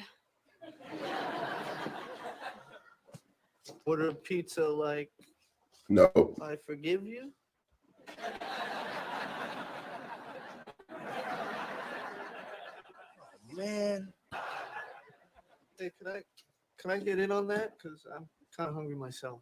Fine. Hi, yes, I'd like to order a large pizza. The heart hand thing. Because this is just... Okay, well, here we are. Now we're in a tough spot. You're the one that ran the moment. That's not me. I'm sorry. I was out of my mind. I thought I'd lost you. I didn't know what to do. Come on. How insane must I have been to do something like this? Huh? I don't cheat, right? That's not me. I'm not Joey. You know what? I'm not the one that wanted that break, okay? You're the one that bailed on us. You're the one that ran the moment things got just a little rough. That's what? That is neither here nor there. Okay, well, here we are. Now we're in a tough spot again, Rach. What do you want to do? How do you want to handle it, huh? Do you want to fight for us, or do you want to bail? Look, terrible, stupid thing. Okay, and I'm sorry. I wish I could take it back, but I can't. I just can't stand myself to notice something good. Love you so much. Are you fucking kidding me? No, Ross, don't. You can't just kiss me and think you're gonna make it all go away, okay? It doesn't work that way. It doesn't just make it better, okay? Dude. This is the part right here. Well, let's talk about what we've seen so far. We'll break it up about a bit. So Aniston is okay, but okay, so it's at the very end. Okay. They're standing up and he's like sniffing her. All right, so I don't know. Basically, I'm sorry, just seeing that scene just now, that was so authentic. There were bits that were rough between it, actually looking at it again. There's a little bits of stiff moments, but that last bit of it just there, that was really good acting on both of their parts. I'm sorry, it was just like I feel like they were genuinely in that moment, whereas I feel like Chandler, the Matthew Perry and Courtney Cox scene, it felt like they weren't in the moment. It felt like they were almost aware of what was happening around them or something. They weren't. These two are literally breaking up with each other. Hey, the stream is down again. Just letting you know. Oh shit. Yeah, we gotta stay away from it. All right, see if they well, we can talk in between. Yeah, I'll let you know when it comes back up. I'm looking at it on my phone now, so. But yeah, I mean, I just think there's a part at the end for me where she like squeals some line to him in like a little I'm the high school cheerleader voice, and I just think it's so rookie ball amateurish to me. But I mean, other than that, it's a pretty good scene, and having them all listening to the fight was a really good creative choice, I think. Yeah, it's one of my favorite episodes of the whole show. I have to say, I really have never understood. Is it still down? We're back. Okay. So yeah, we were saying that like this is one of my favorite episodes of the whole show. You were saying that. Sorry, repeat what you said again? I was saying that having all of the other friends in the room listening to their argument made it very. That was a good creative decision, and it made it very. It made them all connected with that relationship. It made you care that they cared, and everyone knew what Ross and Rachel were going through. You know? Right, exactly. And I think that there was the authenticity, that's what I want to say, the authenticity of this scene. To me, the way David Schwimmer and Jennifer Aniston act, and this is throughout their relationship, there was just there was an authenticity and a chemistry that they had together. That is probably one of the best chemistries I've seen of a couple on screen. The only problem that was bad with them was the writing for those last seasons, keeping them apart. They needed to be together because it became unrealistic. You've got two people who are head over heels in love with each other, clearly, and they're not getting together even when they're having a baby together. Get the fuck out of here. You know what I'm saying? Like, they're living together, but they're not going to be together. It's like that was crazy to me. Whereas the opposite was true of Chandler and Monica. And what really, really hurt for me about their relationship, as I said, was that it stopped Monica and Chandler from having different relationships, different comedy pairings. Do you know what I mean? Like when I say comedy pairings, like, oh, this episode, Chandler's doing something with Phoebe, or this episode, Chandler's doing something with Joey. This episode, Monica's doing something. They had a few and in between, but for the most part, I'd say 90% of the episodes, once they got together, was Chandler and Monica in a storyline together. And that bothered me to no end because it destroyed the dynamic of Friends.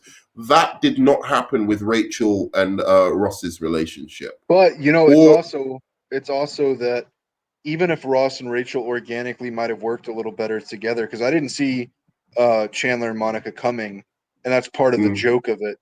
But the last 3 seasons, everything that's felt organic about Ross and Rachel, by that point with the Emily and the wedding and the baby, and there was a good portion where it was always like there would be something in the season that would remind you that they still loved each other. But the last couple of seasons, they did a really piss poor job by making her go after Joey, and there was just a lot of episodes, seasons in a row, basically. They didn't remind you that Rachel and Ross still loved each other as much as they used to, because they wanted to make it seem like it wasn't going to happen. And that, in a way, kind of made me not only not care as much, but it made it feel less believable and less organic. It didn't work as well anymore because they weren't. What you just said about Joey and Rachel getting together just goes to show, for me, the absurdity of Ross having a relationship with Phoebe. It just wouldn't have worked. There's something, as I said, that funnily enough, I don't know if you ever watched Dawson's Creek, but you probably didn't. I've never seen that. I felt the exact same way about Pacey and Joey in that. Like, it was just like Dawson and Joey are supposed to be together. You've established that's the relationship. Don't go off and make it like a 3-way, it just didn't work. It didn't seem like something Joey would do to Ross. I think they'd even had a baby, or she was pregnant by then, right? But you know what the difference is that Ross has so much in common with Phoebe that matters, and the stuff that doesn't matter, they're like the opposites attract. But they both love animals. Phoebe cares about the environment and animals. Ross loves dinosaurs. He's a paleontologist. The episode where he buys her the bike and teaches her how to ride on the bike. They have a lot of moments where they have the most stable friendship of any of them. They have the least amount of fighting and the most amount of healthy banter. If you really go back and examine the show, like, there's a lot of moments where Ross opens up to Phoebe in a way that he doesn't almost open up to anybody else. And actually, so go on. No, I'm just saying that I mean, it's pretty much just those things, but also that episode where it showed them that they had an interest in each other. That is also part of what makes you believe, like, okay, well, then why couldn't this have happened? Because there was nothing that ever showed that Joey and Rachel had an interest in each other. It was just like, we're living together now, we're going to have sex. It was more Monica and Joey, if anything, that seemed to have like some kind of chemistry. But I'll go even further and say that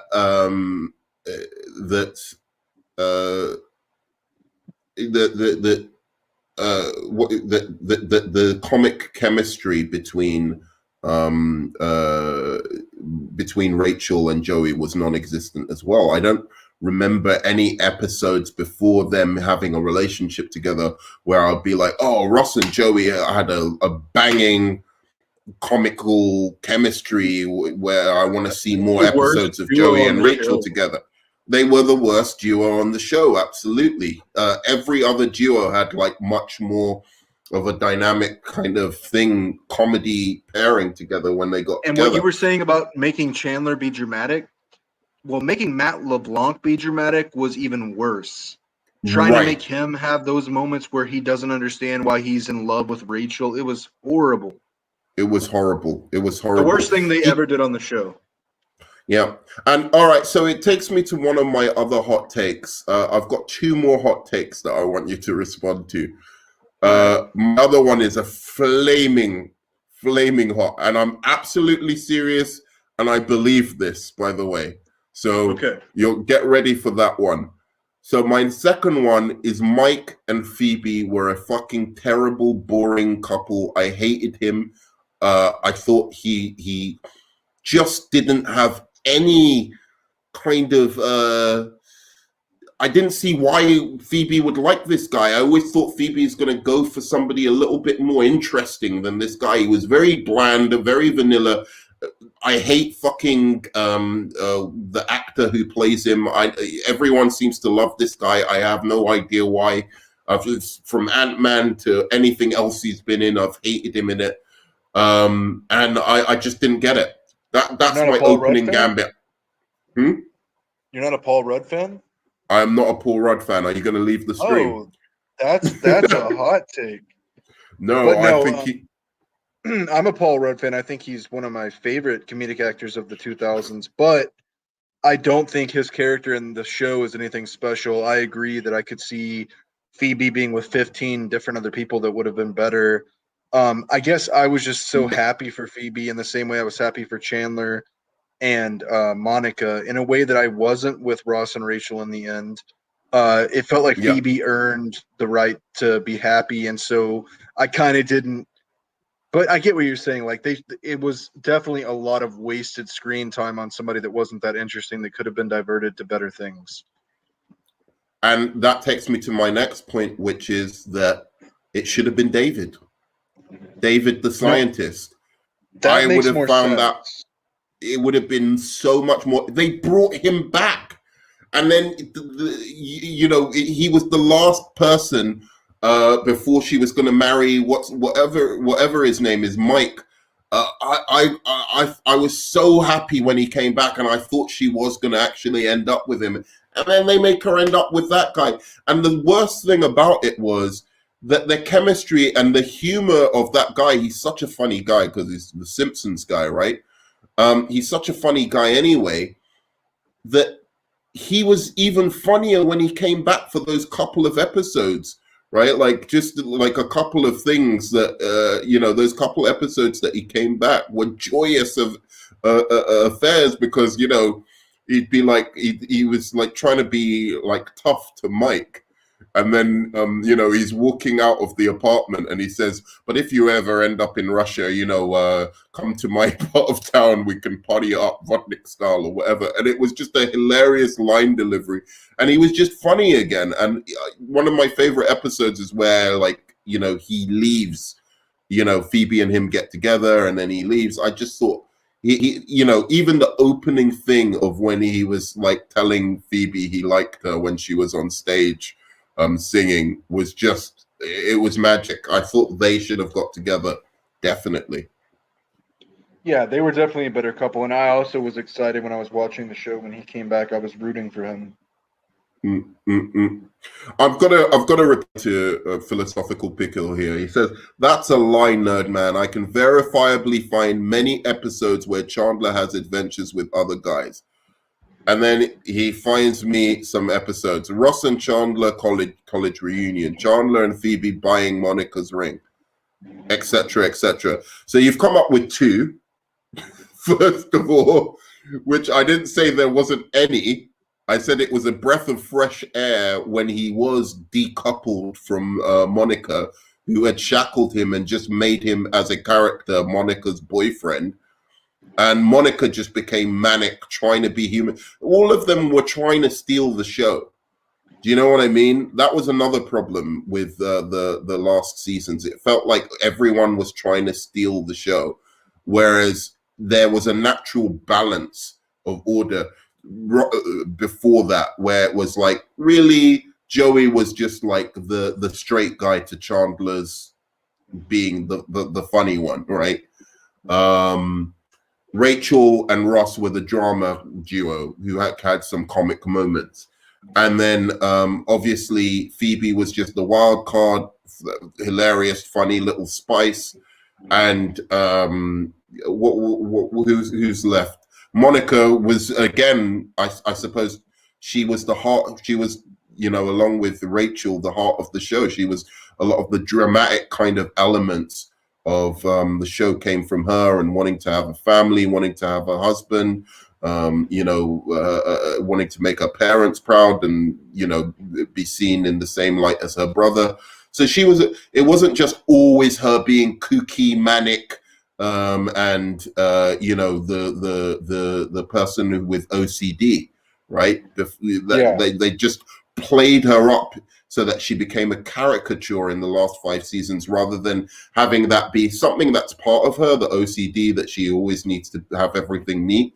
But she was much, much more than that as well. And being I think you could split the show up into two distinct eras. There's the first 5 seasons, which is them all trying to figure out who they are and deal with their family issues and their love lives and things. And then there's the second half, which is having children, getting married, growing up. But that's part of why the show worked, is that it is realistic in that sense, that you're not going to stay in the exact same place for 10 years. Like, it's stages of your life, and that's why the show couldn't really go on. I don't mind them having the stages of their life. My problem was caricatures towards the end, more one-dimensional. In as I said, compare with Monica Richard as a storyline was more of a dramatic storyline than it was a comedy storyline. Even it was her dealing with wanting a family and having a boyfriend who was much older than her, and the complexities of that. And it wasn't just always playing on the same trope of her just being OCD, of her being a neat freak. That was at the same time competitive. There were episodes like when Monica and Chandler go to find his dad, and who's a trans person, and is in a burlesque show or whatever, and Monica's trying to get him to deal with it and bring her to the wedding, his father, and that still connects to those traumas, which was a good episode. Yeah, there's stuff like that still sprinkled in. It's just that they didn't focus as much on that stuff, and they definitely did make more of it into. They focused way too much on Ross and Rachel is what's keeping the show together. That's what the real problem was. It's not that Chandler and Monica can get together and then it's not as interesting, or they're not as interesting. There is some truth to Monica's character being reduced. I don't think that Chandler was all that reduced, though. I don't agree with you on that part.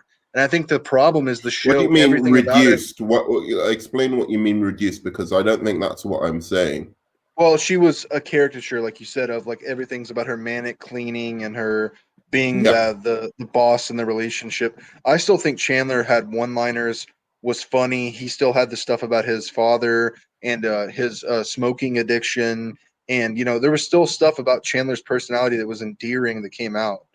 I just think that the show in the second half, they were trying to balance, they're all growing up, and also that everything was resting on Ross and Rachel, and they went too hard into that territory and just dangled that carrot in front of our faces for too long. Having said that, one of my favorite or two of my favorite guest stars were in the last.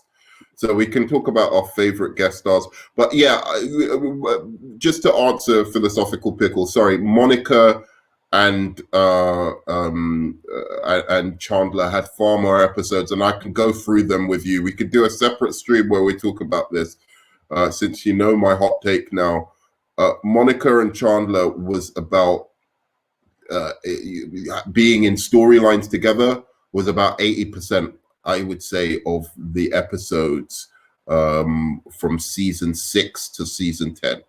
It was mainly episodes with Monica and Chandler, and then the rest of the 4 got to play around with each other, basically. So it could be a Ross and Phoebe episode, or a Ross and Joey episode, or Phoebe and Rachel episode. But Chandler and Monica were static together, and they were hooked together in a way that I think really didn't hinder the show.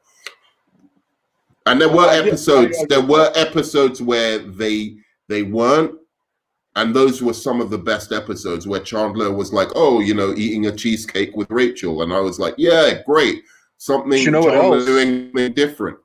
Huh? Seeing how their relationship affected the other friends though was important too, and also interesting because people's apartment and living situations got shifted around. You know, you got to see what it was like when two of your friends get married. It's not the same, and that was the first sign of like, oh, okay, we're growing up, and like, you know, people are having babies and getting married, and that was important for the show to show that. And there were some interesting things that came out of that, like Joey having to find a roommate and Joey living with Rachel for a while, and you know, I think Phoebe and Monica, or not Phoebe and Monica, but Rachel and Monica moving away from each other and things like that. So I don't know. I mean, I get where you're going with it, but I think that there were just different. It was just that it wasn't as pure because they're not as young anymore as part of what the later half, why it's not as magical as the first 5 or 6 seasons, in my opinion. Well, it takes me to my next point, which is like the guest stars. And I have to say, even though there were a lot of sore spots in season 9 and 10, my favorite guest stars were actually from season 9 and 10, and that was Rachel's sisters, but specifically Chris. I thought she was so fucking funny. Like, it reminded me when she was in it, reminded me of episodes in the first like 5 seasons, right? Like that were genuinely, I'm not just watching this because I'm a fanboy of the show. I'm watching this because this is genuinely funny comedy. So who was your favorite guest star on Friends? So you said Christina Applegate? Yeah. My favorite was probably, I liked John Lovitz when he was the guy that smoked weed that owned the restaurant. Yeah, he was funny. And I also liked Charlie Sheen when he was the Marine. Charlie Sheen as the Marine. I slept on that one. That one was a really good one. And also, speaking of Phoebe's mad boyfriends, I loved when it was she basically had a gay husband who she was in love with, the ice skater. And it brings me to one of my favorite things that the first 5 seasons of Friends used to do. It was these little comedy bits or these little comedy vignettes that they used to do where they would take a situation and then like talk on it. I don't know how to explain it, but it was like a kind of satirizing a situation. So instead of him coming out as gay, he was coming out as straight, right? And so he thought he was gay, and it turns out he was straight, and he'd married another woman. And you know, and he talks about having experimented in college, but he's talking about how he experimented in college with women. Yeah, and it's not a choice, and yeah, it's really funny that the way they turn that on its head.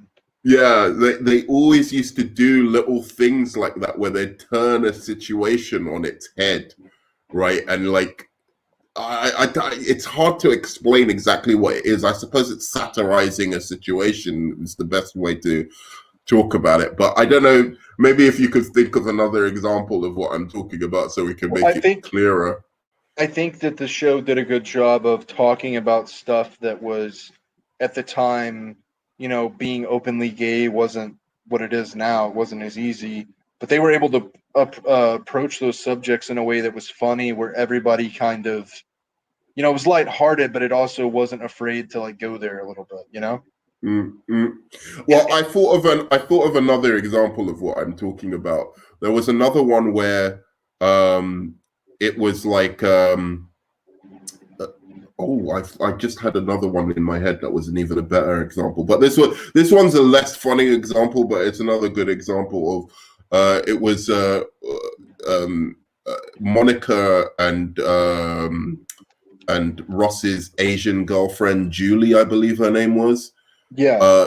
Go shopping together, and she comes back and she has to admit to Rachel that she went shopping with her, and it's like they're discussing Monica cheating on Rachel as if she cheated on her, like she was her girlfriend, but by going shopping with her. And they have the same kind of conversation that you have when you're admitting cheating on someone, but that she's talking about shopping instead with her. And it was little things like that where they take a situation and they talk about like something a little bit more mundane, but in a more over dramatized way. Like they talk about it as if it was something like that you would talk about in a relationship or in something else like that. So I thought they were really, really good at doing that. So are you excited for this reunion? Question, I am. I am really excited. I think the cast, if it was another cast, I wouldn't really care. But I think if you actually look at the Friends cast, they actually give really good interviews. Like whenever they've done cast interviews, that they're funny. Matthew Perry is really witty. Lisa Kudrow is actually a little bit like Phoebe in real life, so she has some strange comic answers to things that are unexpected. Rachel or Jennifer Aniston's very emotional, so so all of that kind of stuff makes me wonder, can they recapture that? Will they still have the same chemistry? So that's what makes me really curious about this specific cast doing the interview. What about you? I'm very, very excited. I don't normally get excited for stuff like this. I don't like when people go back to the well. I don't like prequels and sequels and reboots. But what's good about this is it doesn't taint the legacy of the show. And it's the first time we get to see these people in a room all together in, 20 years. And it's the first comprehensive reunion that we've had about a show that we've all wanted. And it's one of my favorite shows of all time. So I'm unapologetically excited. But I will say I'm a little bit worried about Matthew Perry. He looks like he's had a stroke or something. Not to get too personal, I don't want to speculate on the man's health or whatever, but that part of it and seeing how old they're getting, it's kind of a little depressing. It's exciting, but also a little depressing in a weird way. It's melancholy, bittersweet. Yeah, I mean, it is sad to see him like that. You'd hope that he was happy and married and have children, because I think all of the rest of them have, and it's like he's Chandler in real life a little bit, which is, and you remember that episode of where he was like, worried he was going to become Mr. Heckles. And, it's like kind of life imitating art in a way. So the rest of them seem, all right, Joey's got a dad bod, but that means like he's become a dad, and he's his life is, he's got his wife, and he's got daughters and whatever. The same with all of them. I think David Schwimmer's now married, has a daughter. I think it's basically Matthew Perry and Jennifer Aniston who were the unlucky ones in love. Lucky in she was happy in her career, but unlucky in love in some ways. Yeah, John Mayer broke her. Heartbreak warfare. But no, I just I think seeing Matthew Perry struggling physically like that's gonna make me sad. But overall, I'm super excited. It's the first time I've been excited about something. I know a lot of other people have had things that they've looked forward to or whatever, but I haven't been excited about the MCU. I haven't been excited about any TV shows. It seems like since even a little before the pandemic, this is the first thing that outside of sports that's for me really excited me. So I can't wait to watch it. I really can. And it's going to make me go back and read the show. There was a couple of other things you wanted to bring up before I tell you my final hot take. Wasn't there something else you were going to ask me? I think you specifically wanted to talk about. I can't remember what it was. I wanted to tell you my hot take about Phoebe and Ross, and I wanted to talk about the reunion a little bit. I can't remember. I think that was it. I can't think of it now. If there was something else, I'm tripping up. All right, so you're ready now for my flaming hot take. Yeah, give me the hot Cheetos. And I really believe this. This isn't a joke. This isn't me trying to like, be whatever. And if you don't agree with me, I'm going to debate this with you. If you agree with me, we'll have a discussion about it. The thing that pisses me off most about Chandler and Monica getting together was that it robbed us really of the couple who should have got together, the couple that the show teased us with for the first few seasons. The sexual chemistry and heat between these two was off the charts, and that is Chandler and Joey.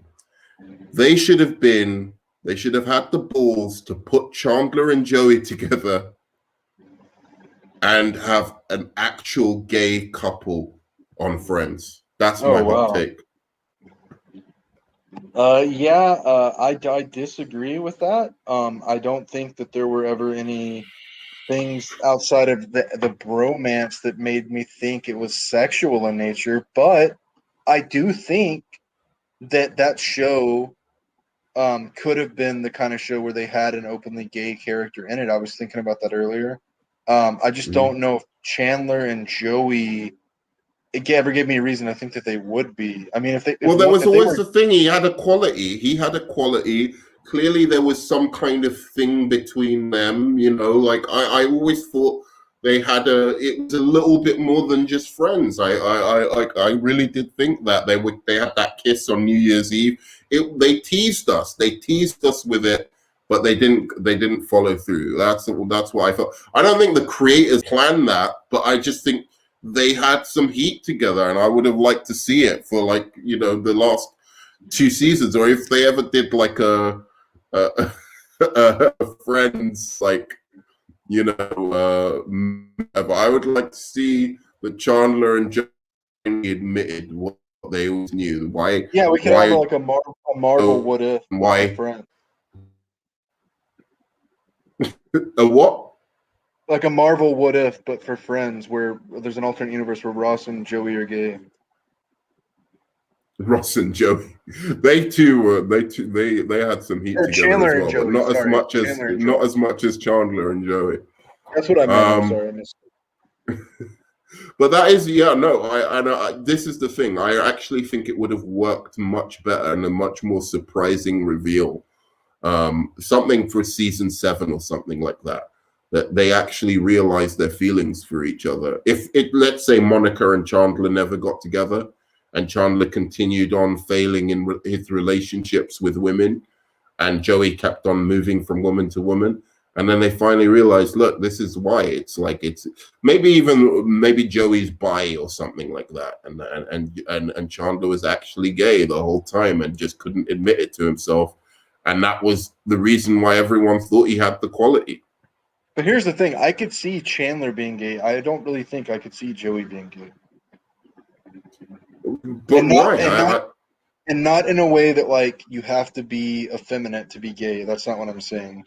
Just there was never anything about Joey that made me think for a second that he was like open to that idea or gave any of those signs off that he saw men that way. Chandler seemed kind of metrosexual, and he like you said, the kiss and things. There were things about Chandler where it was like, okay, I could kind of see maybe he's like hiding something that he really feels. Right. But Joey, I didn't get that vibe from. I mean, think about all the women. He was like, the woman has a big head, or he could see, like he could, every woman that he actually got with, he always had a problem with them. Why? Maybe it was just psychologically he didn't realize, or couldn't deal with his own inner feelings, right? Like that he was actually true, and people were telling him what they could actually see. And then there's Joey, who I just think, again, he's always after the women, but he never can settle down with one. He can never, maybe again, when he meets, and they could have threaded it through, because you're right, by season 3 it was pretty much impossible for you to believe it would have been too much of a stunt. It would have been jumping the shark. But within the first 3 seasons, that relationship could have been possible and threaded through the show if they wanted to. Yeah, I think if they had gone that direction in like season 2, it could have been interesting and it would have been revolutionary for a sitcom. That's for sure at the time had they done it. Yeah. Well, so that was I like the way it worked out though. Well, that was my hottest take on Friends, and it seems like you haven't got too much of a big problem with it. I think Chandler and Joey should have got together, but I mean, you know me. You know me when I quote unquote going after virtue signaling and woke or whatever, but definitely at that time there wasn't enough inclusion, and I do see with Chandler a little bit that could have been a direction they took him for sure. Yeah, I don't think it's a completely unreasonable. But I wouldn't have wanted it until like the 7th season, though. That's the thing. Right, but start setting. And I would have loved to see them adopt a baby together. Joey and Chandler adopt a baby together. That part I could see, even if they weren't gay. Right, exactly. They had that. Come on, man. They had the chick and the duck. You know, that whole relationship of them being like, you know, there was something there, man. Like there really was. I know, and I know they always saw them as straight, so it wasn't threaded through enough. But there was something there. They were almost adopted children together. So it would have been nice to, like, you know, and maybe they could have called the baby something like Chick or Duck or something like that. I don't know, like something weird like that. And it would have been like a funny kind of callback to their earlier relationship. But it would have only worked in season 7. I would have wanted to see them single and then realize that a little bit later. Yeah, you would have had to play it perfectly by setting it up by like the 2nd and 3rd season, and then sprinkling it throughout, and then changing their trajectories to make it work by like season 6 or 7 or something. But you could have written it that way for sure. I mean, they could have done a lot of things. They could have had Phoebe be with Ross. Yeah, that wouldn't have worked. Shout out to Phoebe, man. She's still looking good. Oh, dude, Phoebe looks excellent. Oh, that was my other thing. We could talk about this really quickly because I do want to end the stream like within the next 10 minutes. But hottest girl on Friends. Oh, let's start with hottest guy. Hottest guy on Friends. Hottest guy is definitely Matt LeBlanc in his prime. I'm going for Matthew Perry, dude. Okay, I'd go Matthew Perry, David Schwimmer, and then Matt LeBlanc, but they're all kind of hot. I'm a classic kind of guy, you know. Yeah, I see what you mean. But Matthew Perry for me was it's cute, like, you know, like humor. I'm a guy, like a girl who can make me laugh it will work her way to my heart more than anything. All right, hottest girl. Let's rank them from bottom to top. For me, it's Phoebe. All right. In fact, let's do 3. We'll go 3, 3, 2, 2, and then 1, 1. So I'll say my third one, then you say your third one. Then I'll say my second one, then you say your second one. So number 3 is Monica. Also, Monica classic for beauty, me. Really hot, but Monica's the last. What's your number 3? Monica for me as well. I think she looked awesome in the first couple of seasons, but then she started to look strange. I don't want to be mean about it though. Yeah, I'm talking about them at their best. So don't from season 1, right, when they were looking their best. I still Monica think was Courtney Cox. Yeah, Courtney Cox was number 3 for me. All right, number 2 for me is Jennifer Aniston. Really smoking hot, but definitely still number 3. Yeah, she's also the same for me. Oh, sorry, number 2, pardon me. Yeah, she's number 2 for me too as well. Wow. And number 1 is Lisa Kudrow's Phoebe. Hell yeah. The best and hottest girl on Friends for me. Absolutely. So what is it? Why does Lisa? Because most people would say Rachel, right? Most people would say Rachel. What is it about Phoebe that does it for you? I like that she was a hippie. I like that she was a musician and she cared about the environment. And she wasn't stuck up in the same way that the other two were. She wasn't traditionalist. And I just thought that she always looked the most natural. And I think there's something beautiful about that. Right, exactly. And she was funny. And she was funny, and she just had this quirky kind of humor about her that you just want, like, yeah, like it was always really sexy about her. I have to say that episode where she seduced Chandler, that really did it for me. That really did it for me. I would, if that was me, I would have just had sex with her and said, you know, hey, I had to keep our secret. Right. Yeah, that was an amazing episode. That was an amazing episode. But like, dude, she's got a weird beauty to her, but she's just, yeah, she's tasty, man. I have to say Rachel is not that far behind her though. I think Jennifer Aniston is not that far behind for me. Rachel in her prime for sure, but dude, smoking. Oh yeah, no doubt about it. I just think that Phoebe looked like someone that would work at the library or a teacher. She looked like a normal person. She didn't look like a supermodel like Courtney Cox and Jennifer Aniston did, you know? Yeah, no, but she didn't look like a supermodel, but she was really, really beautiful at the same time, I think. I honestly think she's genuine. I never understood why I understood why people were into Rachel. And I did understand why people were into Monica as well. But I never understood why they were into them more than Lisa Kudrow or Phoebe. I really didn't. I know they maybe have more classical TV looks or something, but she's damn beautiful, Lisa Kudrow, and she ages better than all of them. Basically, she gracefully ages. So Nerdman, I prefer Living Single, which came first. However, I recognize why humans like the show, dude. Look, what are you trying to do to me, bro? Like, what are you trying to do? Like, it's Living Single it's not even that good. Let's be real. I'm not gonna like try and like beat around the bush here. Living Single is one of the worst, not one of the worst comedies at all, but like of the black comedies, sitcoms, I wouldn't even put it in the top 10, Living Single. And added to that, there was one funny character, which was, and I'll say this, they jacked the character of Phoebe from Living Single.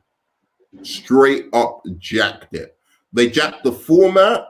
So Friends jacked the format of Living Single, which was the young 20-something friends, and it jacked Phoebe from it as well.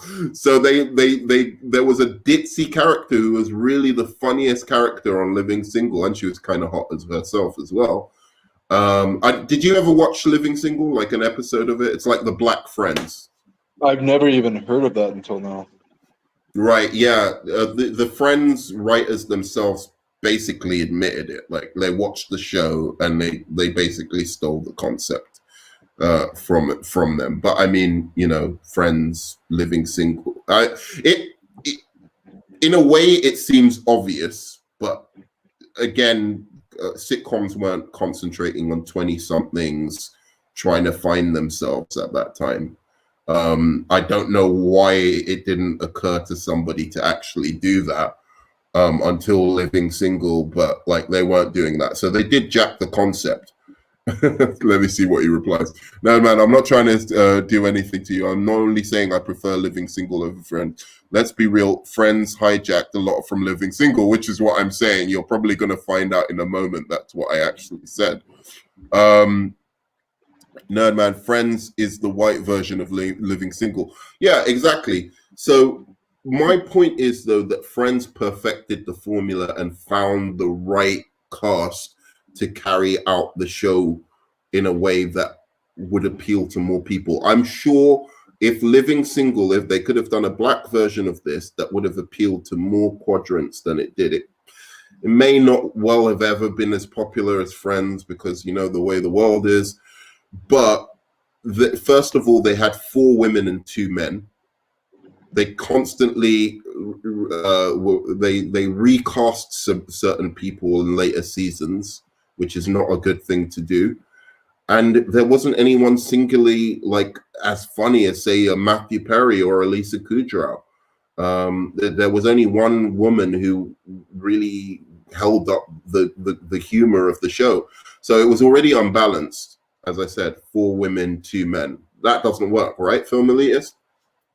Yeah, I mean, I think that that's one of the strengths of Friends is that they balanced out the amount of males and females, and they gave credit to like female sex storylines, and they talked about things that Living women were Single thinking did that as whatsoever. well. Living Single did that as well. I've never seen the show, so I can't really comment on it. Yeah, no, I know. I was just telling you Living Single did do that, but I was just saying in terms of having 4 women and 2 men, it's because, you know, each of the men represented one type of man, right? Like, as you said, each of us could relate to one of the men, right? Like, I related to Ross mainly, but I also related to Chandler, right? So you could see yourself in at least one of them, and I suppose that is the same for women as well. Whereas Living Single, I know you haven't seen it, the 2 men were not relatable, and yeah, I suppose women could relate to one of the women in it, but the 2 men weren't like kind of archetypal, you know, kind of a guy that you can relate to. So that's my take on that. I want to give credit to Friends real quick for is that they did address you know, the lesbian relationship with Ross's ex-wife, and they never smeared it or painted it in a way that it was something that was wrong. Ross dated an Asian American woman. He dated an African American woman. I don't think that they did a great job in today's barometer of being diverse or whatever, but for the time period, they did a much better job than most shows of at least branching into that territory. You know? Oh, I think that criticism is complete bullshit. I mean, I would say that people should watch Happy Endings. I wish they would bring that show back. It was a really good show that had 3 men, women. Clearly a copy of Friends, but it had a gay character, it had a black character. You know, it was a little bit, but it was hilarious. It's a hilarious show. So if you've got a hunger for like a new modern take on Friends, you should watch Happy Endings. But in terms of that criticism, of Friends, I don't think it matters. I just think you have to have other shows that you don't have to have a show that is about 6 white people, right? Like, reflect. They could have had maybe more guest stars, you know, like that were black, or more, you know, like famous black people, you know, like Will Smith or something, you know, approach somebody like that to guest star on the show, you know, as a love interest or something like that. That would have been nice. And I suppose, but I think they had a little bit of diversity when it came to the people, little small roles that people interacted with. But in general, I just don't think the onus was on the creators of Friends to do that. Do you know what I mean? It wasn't, that was their show, their voice. They are 3 white people making a show about white people, essentially. And they didn't need to be so aware of, you know, this kind of thing. I don't think that was centrally important to that show. What's important is to have shows that do represent that alongside these shows, you know, like. I totally agree with you, and that's a great way to look at it. If that was the line of thinking, I think a lot of the crappy, shitty argument that we have between ourselves as a culture would go away if we all just said there's a space for all kinds of stuff.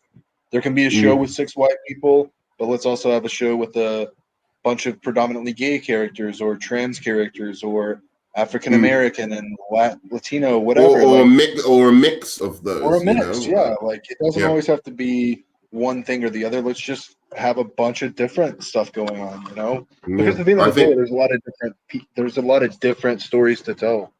Yeah.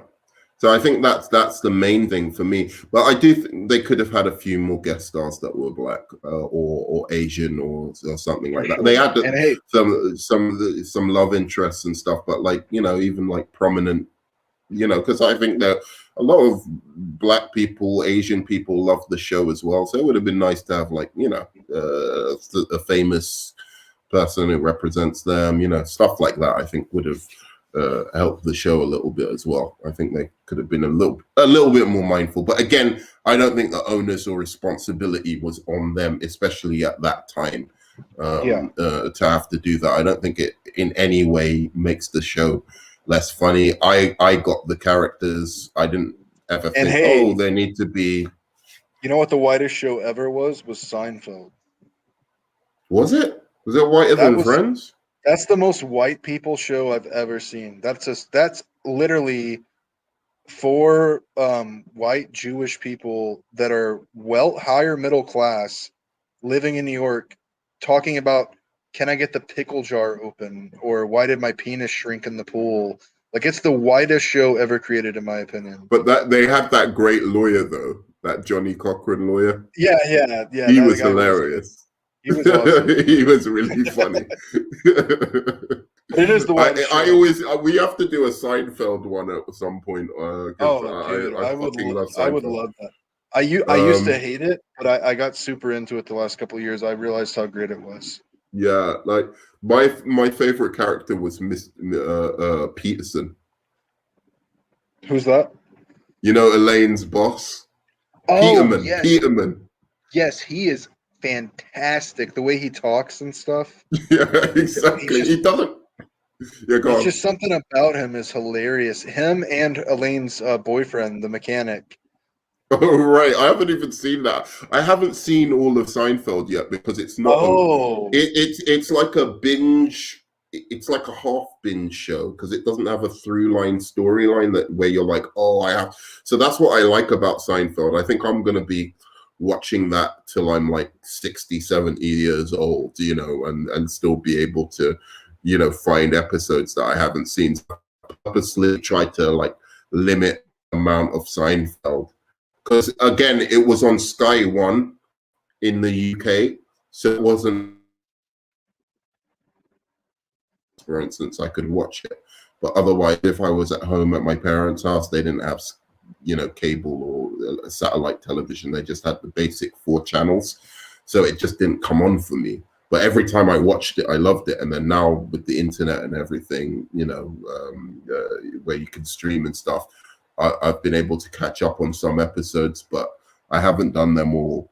And I'm glad I haven't done them all because it's always like if I've got a hangover or anything like that, I can just stick that on and, you know, watch a few episodes and, you know, regret my decisions of the last night. But anyway, I think that will bring this stream to an end. The special Hot Takes Tuesdays episode, the one with the hot take. I'm trying to think of a Friends outro we can do. We can't obviously use the song because they'll fucking stop the stream. But I just arrived. Yeah, I'm sorry. Oh, what does he say about Seinfeld? Let me see. Oh, he deleted it. Did he just delete it? I couldn't get into Seinfeld, but my cousin lives the show.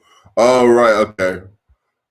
You just don't watch season 1, 2, 3, I think. When does it get funny, do you reckon, Seinfeld? Seinfeld, I think it gets funny around season 2 or 3. It's either, but I think it really ramps up around like season 4, 5, 6. Where like all of them are hilarious, right? There's just periodic episodes in the first 2 or 3 seasons that are really good, like the Chinese restaurant one. Yeah.